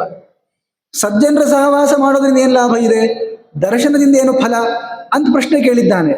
ಭೀಷ್ಮರು ಎಷ್ಟು ಬುದ್ಧಿವಂತರು ಅಂದ್ರೆ ಈ ಮೂರೂ ಪ್ರಶ್ನೆಗೂ ಕೂಡ ಉತ್ತರ ಇರುವ ಒಂದು ಕಥೆಯನ್ನು ಹೇಳ್ತಾರೆ, ಚ್ಯವನ ಮಹರ್ಷಿಗಳ ಕಥೆಯನ್ನು. ನೋಡಪ್ಪ, ನಹುಷ ಹಾಗೂ ಚ್ಯವನ ಋಷಿಗಳು ಇವರಿಬ್ಬರ ಸಂವಾದದಲ್ಲಿ ಬಂದಿರುವಂತಹ ಒಂದು ಕಥೆಯನ್ನು ಹೇಳ್ತೀನಿ ಕೇಳು. ಸ್ವತಃ ಅವರು ಇದ್ದಾರೆ ಈ ಕಥೆಯಲ್ಲಿ. ನಹುಷ ಇದೇ ಚಂದ್ರವಂಶದ ರಾಜರಿ, ಬಹಳ ಹಳೆಯ ವ್ಯಕ್ತಿ. ಇಂದ್ರದೇವರಿಗೆ ಮೇಲ್ನೋಟಕ್ಕೆ ಬ್ರಹ್ಮಹತ್ಯೆ ಬಂದಿದೆ ಅಂತ ಅವರು ಸ್ವರ್ಗವನ್ನು ಬಿಟ್ಟು ಬೇರೆ ಕಡೆ ಹೋದಾಗ ಆ ಸ್ವರ್ಗದ ಆಧಿಪತ್ಯದಲ್ಲಿ ಈ ನಹುಷನನ್ನ ಎಲ್ಲ ಋಷಿಗಳು ಕೂಡಿಸಿರ್ತಾರೆ. ಈ ನಹುಷ ಮಹಾರಾಜ ಈಗ ಭೂಮಿಯಲ್ಲಿ ಇದ್ದಾನೆ ರಾಜನಾಗಿ. ಆವಾಗ ಚ್ಯವನ ಋಷಿಗಳಿಗೂ ಆಮೇಲೆ ಈ ನಹುಷನಿಗೂ ಆಗಿರುವಂತಹ ಒಂದು ಘಟನೆ ಇದೆ, ಅದನ್ನು ಹೇಳ್ತೀನಿ ಕೇಳು. ಪುರಾ ಮಹರ್ಷಿ ಚ್ಯವನಃ ಭಾರ್ಗವೋ ಭರತರ್ಷಭ ಉದವಾಸಕೃತಾರಂಭ ಬಭೂವಸ ಮಹಾವ್ರತಃ. ಚ್ಯವನ ಋಷಿಗಳು ಬಹಳ ದೊಡ್ಡವರು, ಅವರ ಕಥೆ ಬಂದಿದೆ ನೋಡಿ. ಶರ್ಯಾತಿ ಮಹಾರಾಜ ಸುಕನ್ಯೆಯ ಕಥೆ ಬರುತ್ತೆ ನೋಡಿ, ಭಾಗವತಲ್ಲೂ ಬಂದಿದೆ. ಬಹಳ ತಪಸ್ವಿಗಳು ಅವರೇ. ಅಶ್ವಿನಿ ದೇವತೆಗಳ ಅನುಗ್ರಹದಿಂದ ವೃದ್ಧರಾದವರು, ಅತ್ಯಂತ ತರುಣ ದೇಹವನ್ನು ಪಡೆದವರು. ಅಂತಹ ಋಷಿಗಳು ಅವರು ನಾನಾ ತರಹದ ತಪಸ್ಸನ್ನ ಮಾಡಿದವರು ಈ ಬಾರಿ ಏನ್ ಮಾಡ್ತಿದ್ದಾರೆ ಅಂದ್ರೆ ನೀರ್ ಒಳಗೆ ಮುಳುಗ್ಬಿಟ್ಟು ತಪಸ್ ಮಾಡ್ತಾ ಇದ್ದಾರೆ. ಉದವಾಸ ಕೃತಾರಂಭ ಬಭೂವಸ ಮಹಾವ್ರತ, ಬಹಳ ದೊಡ್ಡ ವ್ರತ ಇದು ಅಲ್ರಿ. ನೀರಿನಲ್ಲಿ ಎಷ್ಟಂತ ಮುಳುಗೋದು, ಕೊನೆಗೆ ಉಸಿರು ತಗೊಳ್ಳಿಕ್ಕಾಗ್ಲಾರ್ದೆ ಹೊರಗೆ ಎದ್ದು ಬರ್ಬೇಕಾಗತ್ತೆ. ಈ ಅವಗಾಹನ ಮಾಡೋ ಕಾಲಕ್ಕೆ ಕೆಲವೊಮ್ಮೆ ಬಹಳ ಸಮಸ್ಯೆ ಆಗಿ ಹೋಗಿರ್ತದೆ. ಒಂದು ಆ ಸೂಕ್ತವನ್ನು ಪಠಿಸಿ ಬಹುಕಾಲ ಪರ್ಯಂತ ಮೌನವನ್ನ ಇಟ್ಟುಕೊಂಡು ಶ್ವಾಸ ನಿರೋಧವನ್ನು ಮಾಡಿ ನೀರಿನಲ್ಲಿ ಮುಳುಗಬೇಕಾಗಿರುವಂತದ್ದೊಂದಿದೆ. ಸ್ನಾನ ಮಾಡೋ ಕಾಲಕ್ಕೆ ಹೇಳಿದ್ದಾರೆ, ಅದನ್ನು ಮಾಡೋದೇ ಬಹಳ ಕಷ್ಟ ಇದೆ. ಆದ್ರೆ ಇವರು ವರ್ಷಾನುಗಟ್ಲೆ ನೀರಲ್ಲೇ ಮುಳುಗಿ ತಪಸ್ ಮಾಡಬೇಕು ಅಂತ ಸಂಕಲ್ಪಿಸಿ ಬಂದಿದ್ದಾರೆ. ಎಷ್ಟು ವರ್ಷ ಮಾಡಿದ್ರು? ವರ್ಷಾಣಿ ದ್ವಾದಶ ಮುನಿಹಿ ಜಲವಾಸೇ ಧೃತವ್ರತ, 12 ವರ್ಷ ನೀರೊಳಗೆ ಮುಳುಗ್ಬಿಟ್ಟಿದ್ದಾರೆ ಅಲ್ರಿ. ಅದು ಹೇಗೆ ಸಾಧ್ಯ? ಅವ್ರಿಗೂ ಬರ್ತಿರ್ತದೆ ಈ ಜಲಸ್ತಂಭನಾದಿ ವಿದ್ಯೆಗಳು. ತುಂಬಾ ಯೋಗಿಗಳಲ್ಲ ಅವರು. ದುರ್ಯೋಧನಿಗೆ ಬರ್ತಿರೋ ಕಾಲಕ್ಕೆ ಚವನರಿಗೆ ಬರಲ್ಲ. ಅವರು ಹೇಗೆ ತಪಸ್ಸನ್ನ ಮಾಡಿದ್ದಾರೆ ಅಂದ್ರೆ, ಇವರು ನೀರನ್ನು ಪ್ರವೇಶ ಮಾಡಿದಾಗ ಮೀನುಗಳಿಗೆ ಸ್ವಾಭಾವಿಕವಾಗಿ ಚಂಚಲ ಸ್ವಭಾವ ಇರುತ್ತೆ. ಸ್ವಲ್ಪ ನೀರಿನ ಹತ್ರ ಬರ್ತಾರೆ ನೋಡ್ಕೊಂಡೇ ಓಡೋಗ್ಬಿಟ್ಟಿರ್ತಾವ ಪಾಪವು. ಈ ಚವನ ಋಷಿಗಳು ಮೊದಲನೇ ದಿವಸ ಬಂದ್ರೆ ಎಲ್ಲ ಮೀನುಗಳು ಹೆದರಿದ್ವು. ಆದ್ರೆ ಇವರು ದೇಹವನ್ನೂ ಕೂಡ ಅಳಗಾಡಿಸ್ದೇನೆ ನೀರಿನಲ್ಲೇ ಮುಳುಗ್ಬಿಟ್ಟು 12 ವರ್ಷ ಇದ್ರಲ್ಲ, ಮೀನುಗಳಿಗೆ ಇವನು ಒಬ್ಬ ಮೀನ ಅಂತ ಅನ್ಕೊಂಡು ಹಾಗೆ ಸಂಚಾರ ಮಾಡ್ತಿದ್ವು. ಸ್ಥಾಣುಭೂತ ಶುಚಿರ್ಭೂತ್ವ ದೇವತೆಭ್ಯ ಪ್ರಣಮ್ಯ ಚ ಗಂಗಾ ಯಮುನೆಯವರ ಮಧ್ಯೆ ಜಲಂ ಸಂಪ್ರವೇಶ. ಎಲ್ಲಿ ತಪಸ್ ಮಾಡಿದ್ದೀವರು ಅಂದ್ರೆ ಗಂಗಾ ಹಾಗೂ ಯಮುನಾ ಕೂಡುವಂತಹ ಒಂದು ಸ್ಥಳ ಇದೆ. ಜೋರಾಗಿ ಎಲ್ಲ ಅಲೆಗಳು ಬರ್ತಿರ್ತವೆ, ಅಲ್ಲಿ ಇವರು ತಪಸ್ಸಿಗೆ ಅಂತ ಮುಳುಗಿದ್ದಾರೆ. ಮತ್ತೆ ಹೀಗೆ ಅವರು ಮುಳುಗಿದಾಗ ದೂರದಿಂದ ನೋಡೋರಿಗೆ ಏನು ಕಾಣಿಸ್ಬೇಕು ಅಂದ್ರೆ ಈ ನೀರ್ ಮೇಲೆ ತೇಲ್ತಾ ಇರುವಂತಹ ಒಂದು ಕಟ್ಟಿಗೆ ಅಂತ ಅನಿಸ್ಬೇಕು. ಪಾಚಿ ಬೆಳೆದು ಹೋಗ್ಬಿಟ್ಟಿದೆ ಇವ್ರ ದೇಹದ ಮೇಲೆ ಶೈವಾಲ. ಆ ನೀರಿನಲ್ಲಿ ಬಹುಪಾಲ ಇರುವಂತಹ ಈ ಕಟ್ಟಿಗೆಗಳ ಮೇಲೂ ಕೂಡ ಪಾಚಿ ಬೆಳೆದಿರತ್ತೆ ನೋಡಿ. ಆ ತರಹ ಚವನ ಋಷಿಗಳ ಮೇಲೆ ಪಾಚಿಯೇ ಬೆಳೆದಿದೆ ನೋಡ್ರಿ. ಇದಕ್ಕಿಂತ ಹಿಂದೆ ತಪಸ್ ಮಾಡೋ ಕಾಲಕ್ಕೆ ಅಥವಾ ಮುಂದೆ ತಪಸ್ ಮಾಡೋ ಕಾಲಕ್ಕೆ ಸುಕನ್ಯೆ ಮಾಡಿರುವಂತಹ ಅಪರಾಧ ಏನು? ಅವಳು ಹುತ್ತಕ್ಕೆ ಚುಚ್ಚುತ್ತಾಳೆ. ಶರೀರದ ಮೇಲೆ ಹುತ್ತ ಬೆಳೆದಿದ್ರು ಕೂಡ ಮೈ ಮೇಲೆ ಎಚ್ಚರನೇ ಇಲ್ಲ ಅವರಿಗೆ. ಈಗ ಮೈ ತುಂಬ ಅವರಿಗೆ ಎಲ್ಲ ಪಾಚಿ ಬೆಳಕೊಂಡಿದ್ರು ಕೂಡ ಏನೂ ಇಲ್ಲ, ಏನೇನು ಚಂಚಲರಾಗದೇನೆ ಆ ಮೀನುಗಳಿಗೆ ಇವ್ರು ನಮ್ಮವರು ಅಂತ ಅನಿಸುವಷ್ಟಿದ್ದಾರೆ ಅಂದ್ರೆ ನೀವೇ ಲೆಕ್ಕ ಹಾಕೊಳ್ಳಿ ಯಾವ ತರ ಇದ್ದಾರೆ ಅಂತ. ಅಂತರ್ಜಲೇ ಶುಶುಶ್ವಾಪ ಕಾಷ್ಟಭೂತೋ ಮಹಾಮುನಿ, ನೀರಿನಲ್ಲಿ ಮಳ್ಕೊಂಡ್ಬಿಟ್ಟಿದ್ದಾರೆ ಅಂತ ಅನಿಸ್ಬೇಕು ಜನರಿಗೆ. ಅಷ್ಟು ದೀರ್ಘವಾಗಿರುವ ತಪಸ್ಸನ್ನ ಮಾಡ್ತಿದ್ದಾರೆ. ಮತ್ತೆ ಬಹುಕಾಲ ಪರ್ಯಂತ ಅಲ್ಲೇ ಇರೋದ್ರಿಂದ ಯಾರಿಗೂ ಗೊತ್ತೂ ಆಗ್ಲಿಲ್ಲ ಇವ್ರು ಒಳಗಿದ್ದಾರೆ ಅಂತ. ಈ ಬೇಡರು ಬೆಸ್ತರು ಮತ್ತೆ ಎಲ್ಲ ಮೀನ ಹಿಡಿಲಿಕ್ಕೆ ಬರ್ಬೇಕು ನೋಡಿ. ಬೆಸ್ತರೆಲ್ಲರೂ ಸೇರ್ಕೊಂಡು ದೊಡ್ಡದಾಗಿರೋ ಜಾಲ ಪ್ರಸರಣೆಯನ್ನು ಮಾಡಿ ಮೀನುಗಳನ್ನ ಹಿಡಿಬೇಕು ಅಂತ ಪ್ರಯತ್ನ ಮಾಡೋರು. ಒಮ್ಮೆ ಏನಾಗಿತ್ತು ಅಂದ್ರೆ ಈ ಚವನ ಋಷಿಗಳು ಎಲ್ಲಿ ತಪಸ್ ಮಾಡ್ತಾ ಇದ್ದಾರಲ್ಲ ಅದೇ ಒಂದು ನೀರಿನ ಪ್ರದೇಶಕ್ಕೆ ಬಂದು ಮೀನುಗಳನ್ನು ಹಿಡಿಬೇಕು ಅಂತ ಬಹಳ ವಿಸ್ತಾರವಾಗಿ ಜಾಲವನ್ನ ಪ್ರಸಾರ ಮಾಡಿದ್ದಾರೆ. ಬಹಳಷ್ಟು ಮೀನುಗಳು ಬಂದು ಸಿಲುಕಿಕೊಂಡಿದ್ದಾವೆ. ಚವನ ಋಷಿಗಳ ದೇಹವೂ ಕೂಡ ಅಲ್ಲೇ ಬಂದಿದೆ. ಇವರು ಮತ್ತೆ ಆ ಬಲೆಯನ್ನ ಎಳಿಬೇಕಲ್ಲ, ಬಹಳ ಕಷ್ಟಪಟ್ಟು ಆ ಬಲೆಗಳನ್ನೆಲ್ಲ ಎಳೆದು ಹೊರಗೆ ದಂಡೆಗೆ ತಂದು ನೋಡ್ತಾರೆ. ನೂರಾರು ಸಾವಿರಾರು ಮೀನುಗಳ ಜೊತೆ ಚವನ ಋಷಿಗಳು ಬಂದಿದ್ದಾರೆ. ಎಲ್ಲರೂ ಕೂಡ ಕೈ ಮುಗಿದ್ಬಿಟ್ರು. ಅಯ್ಯೋ ಯಾವುದೋ ಋಷಿಗಳಿದ್ದಾರಲ್ಲಪ್ಪ, ಮೀನ ಹಿಡಿಯೋಣ ಅಂದ್ರೆ ಋಷಿ ಸಿಕ್ಕಿದ್ದಾನೆ ಅಂತ ನಮಸ್ಕಾರ ಮಾಡಿದ್ರು. ನೋಡ್ತಾ ಇದ್ದಾರೆ. ನದೀ ಶೈವಾಲ ದಿಗ್ಧಾಂಗಂ ಹರಿಶ್ಮಶ್ರು ಜಟಾಧರಂ, ಎಲ್ಲ ಗಡ್ಡ ಮೀಸೆ ಹಾಗೆ ಇದೆ. ಮೈ ತುಂಬ ಏನಪ್ಪಾ ಅಂದ್ರೆ ಪಾಚಿ ಬೆಳ್ಕೊಂಡ್ಬಿಟ್ಟಿದೆ. ಆಗ ನಮಸ್ಕಾರ ಮಾಡಿ ನಮ್ ತಪ್ಪಾಗಿದೆ ಕ್ಷಮೆ ಮಾಡಿ ಅಂತ ಎಲ್ಲ ಮೀನುಗಾರರು ಹೇಳಿದರು. ನೋಡಿ ಪಾಪ ಮೀನುಗಳು ಹೊರಗೆ ಬಂದಾಗ ವಿಲಿ ವಿಲಿ ಒದ್ದಾಡ್ಬಿಟ್ಟು ಸತ್ತೋಗ್ಬಿಟ್ಟು, ನಾವು ಅಜ್ಞಾನದಿಂದ ಈ ಕೆಲಸ ಮಾಡಿದ್ದೇವೆ, ನಮ್ಮ ಕೆಲಸವೇ ಮೀನು ಹಿಡಿಯೋದು, ಆದ್ರೆ ನೀವು ಬಂದು ಸಿಲ್ಕೊಂಡಿದ್ದೀರಲ್ಲ, ನಮ್ಮ ತಪ್ಪಾಯಿತು ಕ್ಷಮೆ ಮಾಡಿ ಅಂತ ಚವನ ಋಷಿಗಳಿಗೆ ಕೇಳಿದಾಗ ಚವನರು ಅಷ್ಟು ಬೇಗನೆ ಅವರು ಸಮಾಧಾನ ಪಡಲಿಲ್ಲ. ಅವರು ನನ್ನ ಎಲ್ಲ ಗೆಳೆಯರುರೆಲ್ಲ 12 ವರ್ಷಗಳ ಕಾಲ ನಾವು ಸಹವಾಸ ಮಾಡಿದವರು, 7 ಹೆಜ್ಜೆ ನಡೆದ್ರೇನೆ ಮೈತ್ರಿ ಬೆಳೆಯುತ್ತೆ ಅಂತಂತಾರೆ. ಇನ್ನು ನಾವು 12 ವರ್ಷ ಇದ್ದವರು ಎಲ್ಲಾ ಮೀನುಗಳು ನನ್ನ ಮೇಲೆ ಎಷ್ಟು ವಿಶ್ವಾಸವನ್ನ ಪಟ್ಟಿದ್ವು ಅಂದ್ರೆ ನಾ ಅಲ್ಲೇ ಇದ್ರೂ ಕೂಡ ನನ್ನ ಮೇಲೆ ಭಯ ಪಡ್ತಿರ್ಲಿಲ್ಲ ಅವು. ನನಗೂ ಕೂಡ ಅವುಗಳ ಮೇಲೆ ದಯೆ ಇತ್ತು. ನಾನು ಯಾವ ಮೀನವನ್ನು ಕೊಲ್ಲಾರದೆ ತಪಸ್ಸನ್ನು ಮಾಡಿರೋದು. ಆದರೆ ನೀವು ಇವತ್ತು ಎಲ್ಲಾ ಮೀನುಗಳನ್ನು ಹೊರಗೆ ತೆಗೆದು ಅವುಗಳನ್ನು ಕೊಂದು ಹಾಕ್ಬಿಟ್ರಲ್ಲ, ನಾನು ಇವುಗಳ ಜೊತೆನೇ ಇರೋದು, ನಾನು ಬರಲ್ಲ. ಪ್ರಾಣೋತ್ಸರ್ಗಂ ವಿಸರ್ಗಂ ವಾ ಮತ್ಸೈರ್ ಯಾಸ್ಯಾಮ್ಯಹಂ ಸಹ ಸಂವಾಸೋತ್ಸಹೇ ತ್ಯಕ್ತುಂ ಸಲಿಲೆ ಅದ್ವಿಷಿತಾನಹಂ. ಈ ಮೀನುಗಳ ಜೊತೆ ನಾನು ಬೆಳೆದಿರೋದು, ನಾನು ಎಲ್ಲೂ ಬರಲ್ಲ, ಏನೂ ಹೋಗಲ್ಲ, ನಾನು ಇಲ್ಲೇ ಕೂತ್ಕೊಳ್ತೀನಿ ಅಂತ ಹೀಗೆ ಆ ಚವನರು ಹೇಳಿದಾಗ ಬಹಳ ಭಯ ಆಗೋಯ್ತು. ಋಷಿಗಳಿಗೆ ಸಿಟ್ಟು ಬಂದ್ಬಿಟ್ಟಿದೆ. ಹೇಗಾದ್ರೂ ಮಾಡಿ ನಮ್ಮ ರಾಜನಿಗೆ ಹೇಳೋಣ, ನಮ್ಮ ತಪ್ಪು ಹೀಗಾಗಿದೆ ಅಂತ ನಹುಷನಿಗೆ ಹೋಗಿ ಹೇಳಿದರು. ನಹುಷನು ಕೂಡ ಬಹಳ ದುಃಖಿತನಾದ. ನೋಡಿ, ಯಾವಾಗಲೂ ಕೂಡ ಈ ಜ್ಞಾನಿಗಳಿಗೆ ಅಪಚಾರ ಆಯಿತು ಅಂತಂದ್ರೆ ಇಡೀ ದೇಶಕ್ಕೇನೆ ಏನಾದ್ರೂ ದೋಷ ಬಂದ್ಬಿಡ್ತದೆ. ಅದಕ್ಕೆ ನನ್ನ ದೇಶ ಹಾಳಾಗಬಾರ್ದು ಅಂತ ಪುರೋಹಿತರನ್ನು ಮುಂದೆ ಮಾಡಿಕೊಂಡು ನಹುಷ ಓಡ್ ಬಂದ.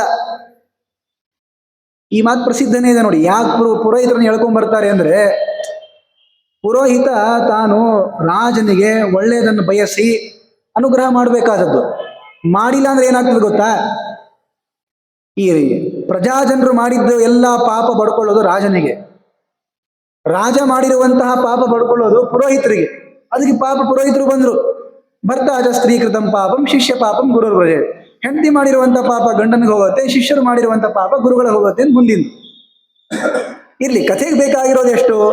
ರಾಜ ಪ್ರಜಾಜನರು ಮಾಡಿರುವಂತಹ ಪಾಪ, ಈಗ ಬೆಸ್ತರು ಮಾಡಿರುವಂತಹ ಪಾಪ ಕೊನೆಗೆ ರಾಜನಿಗೆ ಹೋಗುತ್ತೆ.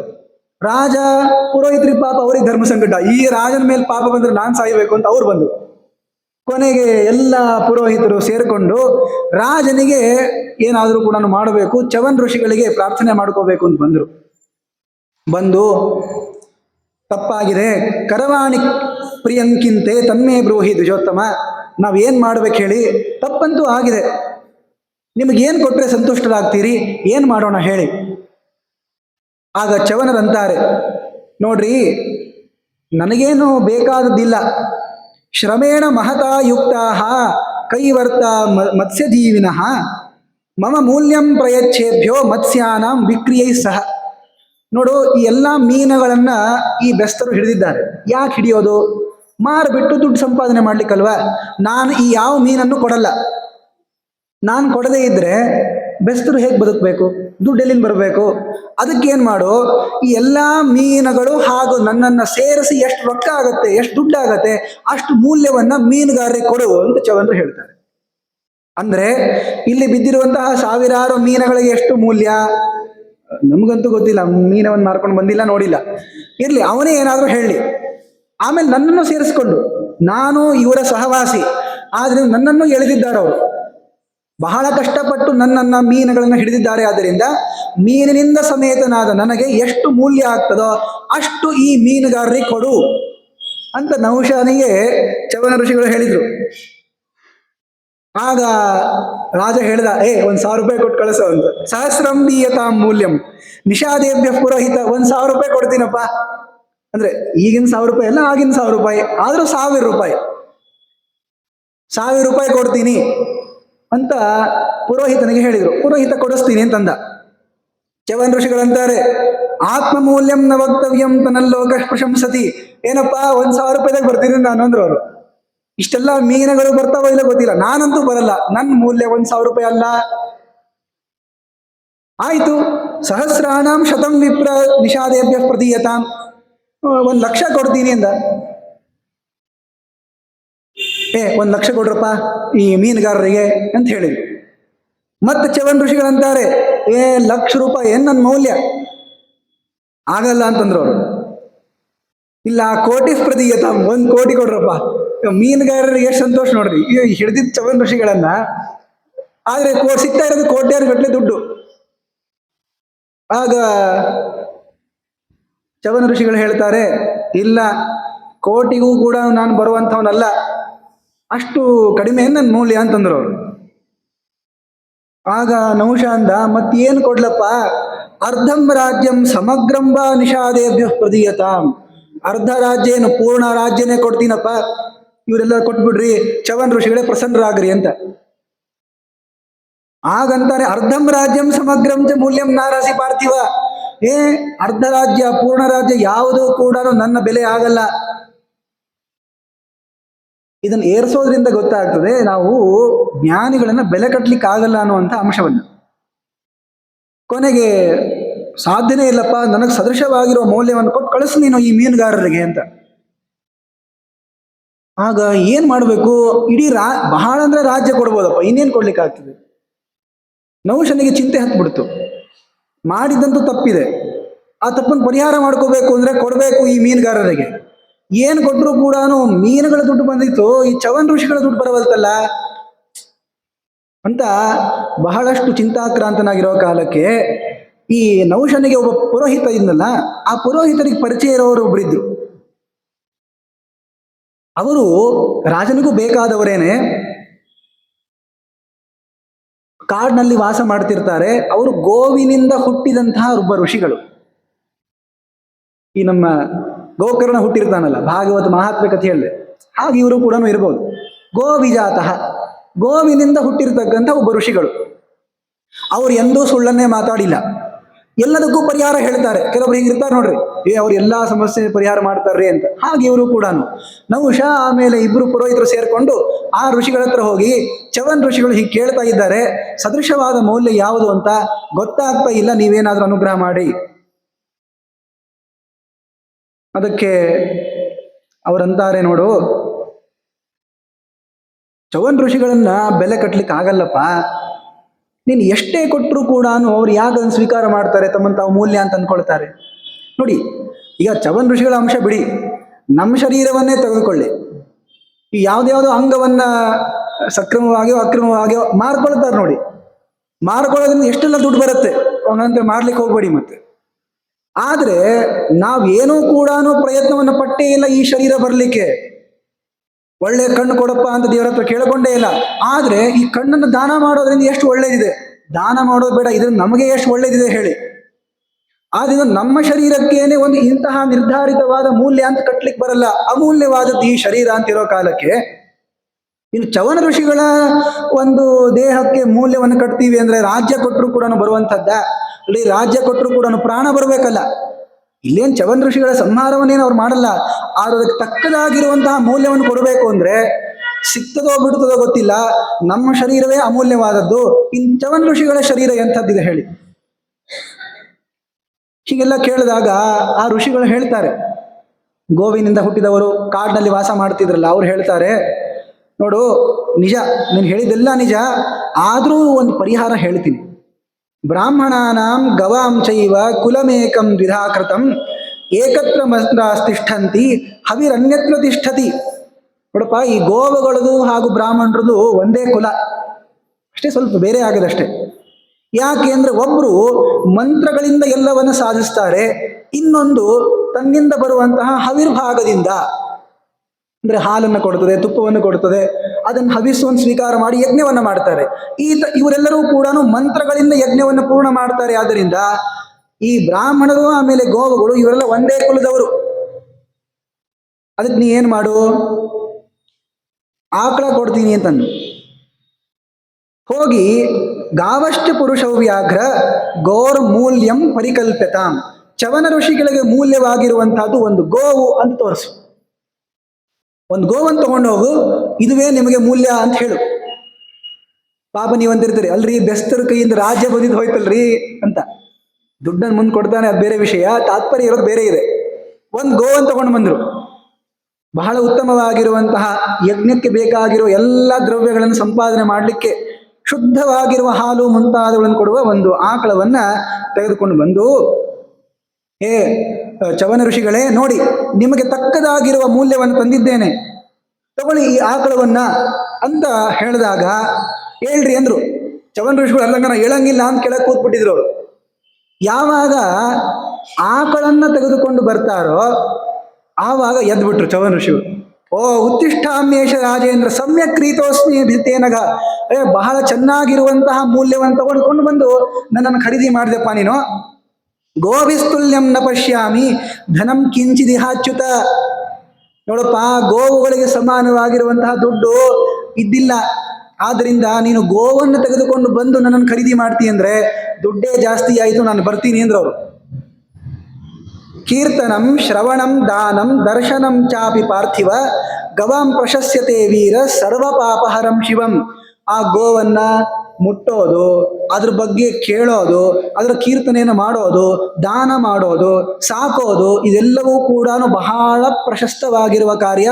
ಸರ್ವ ಪಾಪ ಹರಂ ಶಿವಂ, ಅವರಿಗೆ ಮಂಗಲವನ್ನುಂಟು ಮಾಡುವಂತಹದ್ದು, ಎಲ್ಲಾ ಪಾಪವನ್ನು ಪರಿಹಾರ ಮಾಡುವಂತಹದ್ದು. ಗೋವುಗಳ ಪ್ರತಿಯೊಂದು ಪದಾರ್ಥದಲ್ಲೂ ಲಕ್ಷ್ಮೀದೇವಿ ಇರ್ತಾಳೆ. ಪ್ರತಿಯೊಂದು ಪದಾರ್ಥ ಅಂತ ಅನ್ನೋದ್ರಿಂದ ಆ ಗೋಮೂತ್ರದಲ್ಲೂ ಗೋಮಯದಲ್ಲೂ ಲಕ್ಷ್ಮೀದೇವಿ ಇರ್ತಾಳೆ. ಎಲ್ಲ ವಿಧವಾಗಿರುವ ದೇವತೆಗಳಿರ್ತಾರೆ. ಅನ್ನಮೇವ ಸದಾ ಗಾವಃ ದೇವಾನಾಂ ಪರಮಂ ಹವಿಹಿ. ದೇವತೆಗಳಿಗೆ ಬೇಕಾಗಿರುವಂತಹ ಹವಿಸ್ಸೇ ಗೋವುಗಳಿಂದ ಬರುವಂತಹದ್ದು. ಅದು ಹಾಲಲ್ಲ, ಅದು ಅಮೃತ ಇದ್ದ ಹಾಗೆ.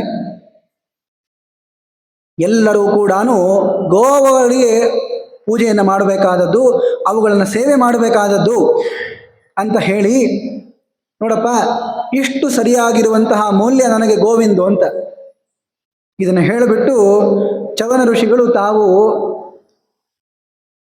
ನಹುಷನಿಗೆ ಕೇಳ್ತಾರೆ, ನೋಡಪ್ಪ ನನ್ನನ್ನು ನೀ ಖರೀದಿ ಮಾಡ್ದಲ್ಲ, ನಿನ್ನ ಮೇಲೆ ಅನುಗ್ರಹ ಮಾಡ್ತೀನಿ ಅಂತ ಈ ಚವನ ಋಷಿಗಳು, ಹಾಗೆ ಆ ಕಾಡಿನಲ್ಲಿ ವಾಸ ಮಾಡ್ತಾ ಇರುವಂತಹ ಗೋವಿನಿಂದ ಹುಟ್ಟಿದ ಋಷಿಗಳಿದ್ದಾರಲ್ಲ, ಇಬ್ರು ಬಂದು ಹೇಳ್ತಾರೆ, ನೋಡ್ರಾಜ, ನೀನು ನಮ್ಮ ಜೊತೆ ನಮ್ಮ ದರ್ಶನವನ್ನ ಮಾಡಿಕೊಂಡು ನಾವು ಹೇಳ್ದಂಗೆ ಕೇಳಿದ್ದಕ್ಕೆ ನಿನಗೂ ಪ್ರಸನ್ನ ಆಗ್ತೀವಿ.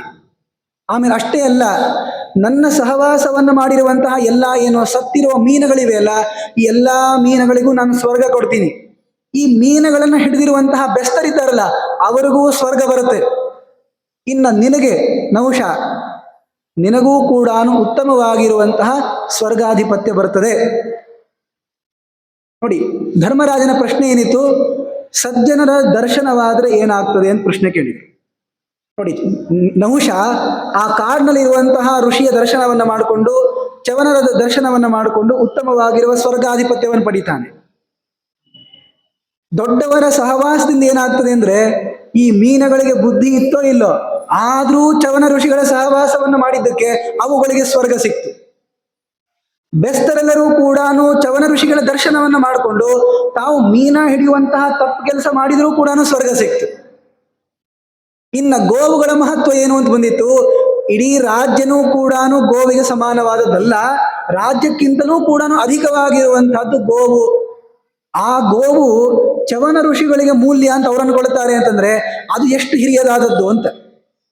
ಆದ್ರಿಂದ ಅವನು ಕೇಳಿರುವ 3 ಪ್ರಶ್ನೆಗೂ ಕೂಡ ಉತ್ತರವನ್ನು ಇಲ್ಲಿ ಕೊಡ್ತಾರೆ. ನೋಡಪ್ಪ ನಹುಷ, ನೀನು ಚಿಂತೆಯನ್ನು ಮಾಡಬೇಡ, ನಾವಿಬ್ಬರೂ ಕೂಡ ಪ್ರಸನ್ನರಾಗಿ ನಿನಗೆ ಈ ವರವನ್ನು ಕೊಡ್ತಾ ಇದ್ದೀವಿ ಅಂತ ಆ ಪುರೋಹಿತರು ಪ್ರಸನ್ನರಾಗಿದ್ದಾರೆ, ಚವನ ಋಷಿಗಳೂ ಪ್ರಸನ್ನರಾದರು, ಕಾಡಿನಲ್ಲಿರುವಂತಹ ಆ ಋಷಿಗಳೂ ಕೂಡ ಪ್ರಸನ್ನರಾಗಿದ್ದಾರೆ. ಇದು ದೊಡ್ಡವರ ಸಹವಾಸವನ್ನ ದರ್ಶನವನ್ನ ಮಾಡುವುದರಿಂದ ಫಲ ಆಗೋದು. ನಾವು ಅವ್ರು ದೊಡ್ಡವರು ಅಂತ ತಿಳ್ಕೊಂಡಿದ್ದೀವೋ ಇಲ್ಲೋ ಸಮಗ್ರವಾಗಿ ನಮಗೆ ಗೊತ್ತಿರ್ಲಿಕ್ಕಿಲ್ಲ. ಆದರೆ ಅವರ ಸಹವಾಸದಿಂದ, ಅವರ ದರ್ಶನದಿಂದಲೇನೆ ಎಲ್ಲವೂ ಕೂಡ ನಮಗೆ ಲಬ್ಧವಾಗ್ತವೆ ಅನ್ನುವಂತಹ ವಿಚಾರವನ್ನ ಈ ಕಥೆಯ ಮೂಲಕವಾಗಿ ಹೇಳಿದ್ದಾರೆ ನೋಡಿ. ಆದ್ದರಿಂದ ಬಹಳ ಬೇಗನೆ ನಮ್ಮನ್ನು ಪವಿತ್ರೀಕರಿಸುವಂತಹದ್ದು ಯಾವುದು ಅಂದ್ರೆ ಸಜ್ಜನರ ದರ್ಶನ. ಬಹಳ ಪ್ರಸಿದ್ಧವಾಗಿರುವ ಒಂದು ಶ್ಲೋಕ ಇದೆ ಭಾಗವತದಲ್ಲಿ, ನ ಹ್ಯಮ್ಮಯಾನಿ ತೀರ್ಥಾನಿ ನ ದೇವಾ ಮೃಚ್ಛಿಲಾಮಯಾಹ ತೇ ಪುನಂತ್ಯುರುಕಾಲೇನ ದರ್ಶನಾದೇವ ಸಾಧವಃ.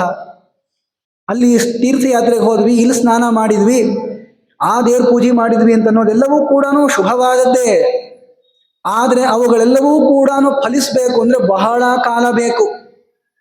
ಆದರೆ ದರ್ಶನಾದೇವ ಸಾಧವ ಪುನಂತಿ, ಸಜ್ಜನರ ದರ್ಶನವನ್ನ ಮಾಡಿಕೊಂಡ್ರೆ, ಆ ಸಾಧುಗಳ ದರ್ಶನ ಮಾಡಿಕೊಂಡ್ರೆ ಸಾಕು, ಆಗನೇ ನಾವು ಪವಿತ್ರ ಆಗ್ಬಿಡ್ತೀವಿ. ಇನ್ನು ಅವರ ಸ್ಪರ್ಶನವನ್ನ ಮಾಡಿ, ಅವರ ಪಾದ ಸೇವೆಯನ್ನ ಮಾಡಿ, ಅವರ ಅನುಗ್ರಹವನ್ನು ಪಡೆದುಬಿಟ್ರಂತೂ ಏನ್ ಸಿಗಲ್ಲ ಹೇಳಿ. ಅದನ್ನ ಈ ಚವನ ಋಷಿಗಳ ಕಥೆಯನ್ನು ಹೇಳುವ ಮೂಲಕವಾಗಿ ಧರ್ಮರಾಜನಿಗೆ ಭೀಷ್ಮಾಚಾರ್ಯರು ತಿಳಿಸಿಕೊಟ್ಟಿದ್ದಾರೆ. ಇದೇ ತರಹದ ಅನೇಕ ಕಥೆಗಳಿಂದ ಧರ್ಮ ಬೋಧನೆಯನ್ನ ಮಾಡ್ತಾ ಸಜ್ಜನರ ಮೇಲೆ ಅನುಗ್ರಹವನ್ನ ಭೀಷ್ಮಾಚಾರ್ಯರು ಮಾಡ್ತಾ ಇದ್ದಾರೆ. ಇನ್ನು ಅನೇಕ ಆ ಅನುಶಾಸನ ಪರ್ವದ ವಿಚಾರಗಳನ್ನ ಮತ್ತೆ ನಾಳಿನ ದಿವಸ ನೋಡೋಣ ಅಂತ ಹೇಳ್ತಾ, ಈ ಒಂದು ಮಹಾಭಾರತ ಪ್ರವಚನದ ಮಾಲಿಕೆಯ ಏನು 6ನೇ ಭಾಗ ಇದೆ. ಸುಮಾರು 3 ವರ್ಷಗಳು ಕಳೀತಾ ಬಂದಿವೆ. ಈ 3 ವರ್ಷಗಳ ಪರ್ಯಂತ ಮಾಡಿರುವಂತಹ ಯಾವ ಪ್ರವಚನ ಮಾಲಿಕೆ ಇದೆ, ಆ ಪ್ರವಚನ ಮಾಲಿಕೆಯ ಒಳಗೆ ಈ ಸುಮಾರು ಒಂದು 15-16 ದಿವಸಗಳ ಪರ್ಯಂತ ನಡೆದಿರುವ ಶಾಂತಿ ಪರ್ವ ಹಾಗೂ ಅನುಶಾಸನ ಪರ್ವಗಳ ಪ್ರವಚನ ಮಾಲಿಕೆಯ ಮಂಗಲ ಮಹೋತ್ಸವವು ನಾಳಿನ ದಿವಸ ಇರುತ್ತದೆ. ಬಹಳ ದೀರ್ಘವಾಗಿರುವ ಕಾಲ ಆಗಿದ್ರೂ ಕೂಡ ಶಾಂತಿ ಪರ್ವ ಬಹಳ ದೀರ್ಘ ಆಗಿದೆ, ಆದ್ದರಿಂದ ಮುಗಿದಿರೋದು ಒಂದೇ ಪರ್ವ, ಅದನ್ನು ನಾವು ಮುಗಿಸಿದ್ದೇವೆ ಅಷ್ಟೇ. ಆದ್ದರಿಂದ ದೇವರ ಸಂಕಲ್ಪ ಅದು. ಅನುಶಾಸನ ಪರ್ವದ ಪ್ರಾರಂಭವನ್ನು ಮಾಡಿದ್ದೇವೆ. ನಾಳೆಯೂ ಕೂಡ ಅನುಶಾಸನ ಪರ್ವದ ವಿಚಾರವನ್ನೇ ನೋಡ್ತಾ ಮತ್ತೆ ಕಾಲಾಂತರದಲ್ಲಿ ಭಗವಂತನ ಸಂಕಲ್ಪಾನುಸಾರವಾಗಿ ಸಮಗ್ರವಾಗಿರುವಂತಹ ಇನ್ನುಳಿದ ಪರ್ವಗಳ ಪ್ರವಚನವನ್ನು ಮಾಡಿ ಗುರುಗಳ ದ್ವಾರ ಭಗವಂತನಿಗೆ ಅರ್ಪಣೆಯನ್ನು ಮಾಡುವಂತಹ ಒಂದು ಸಂಕಲ್ಪವಿದೆ.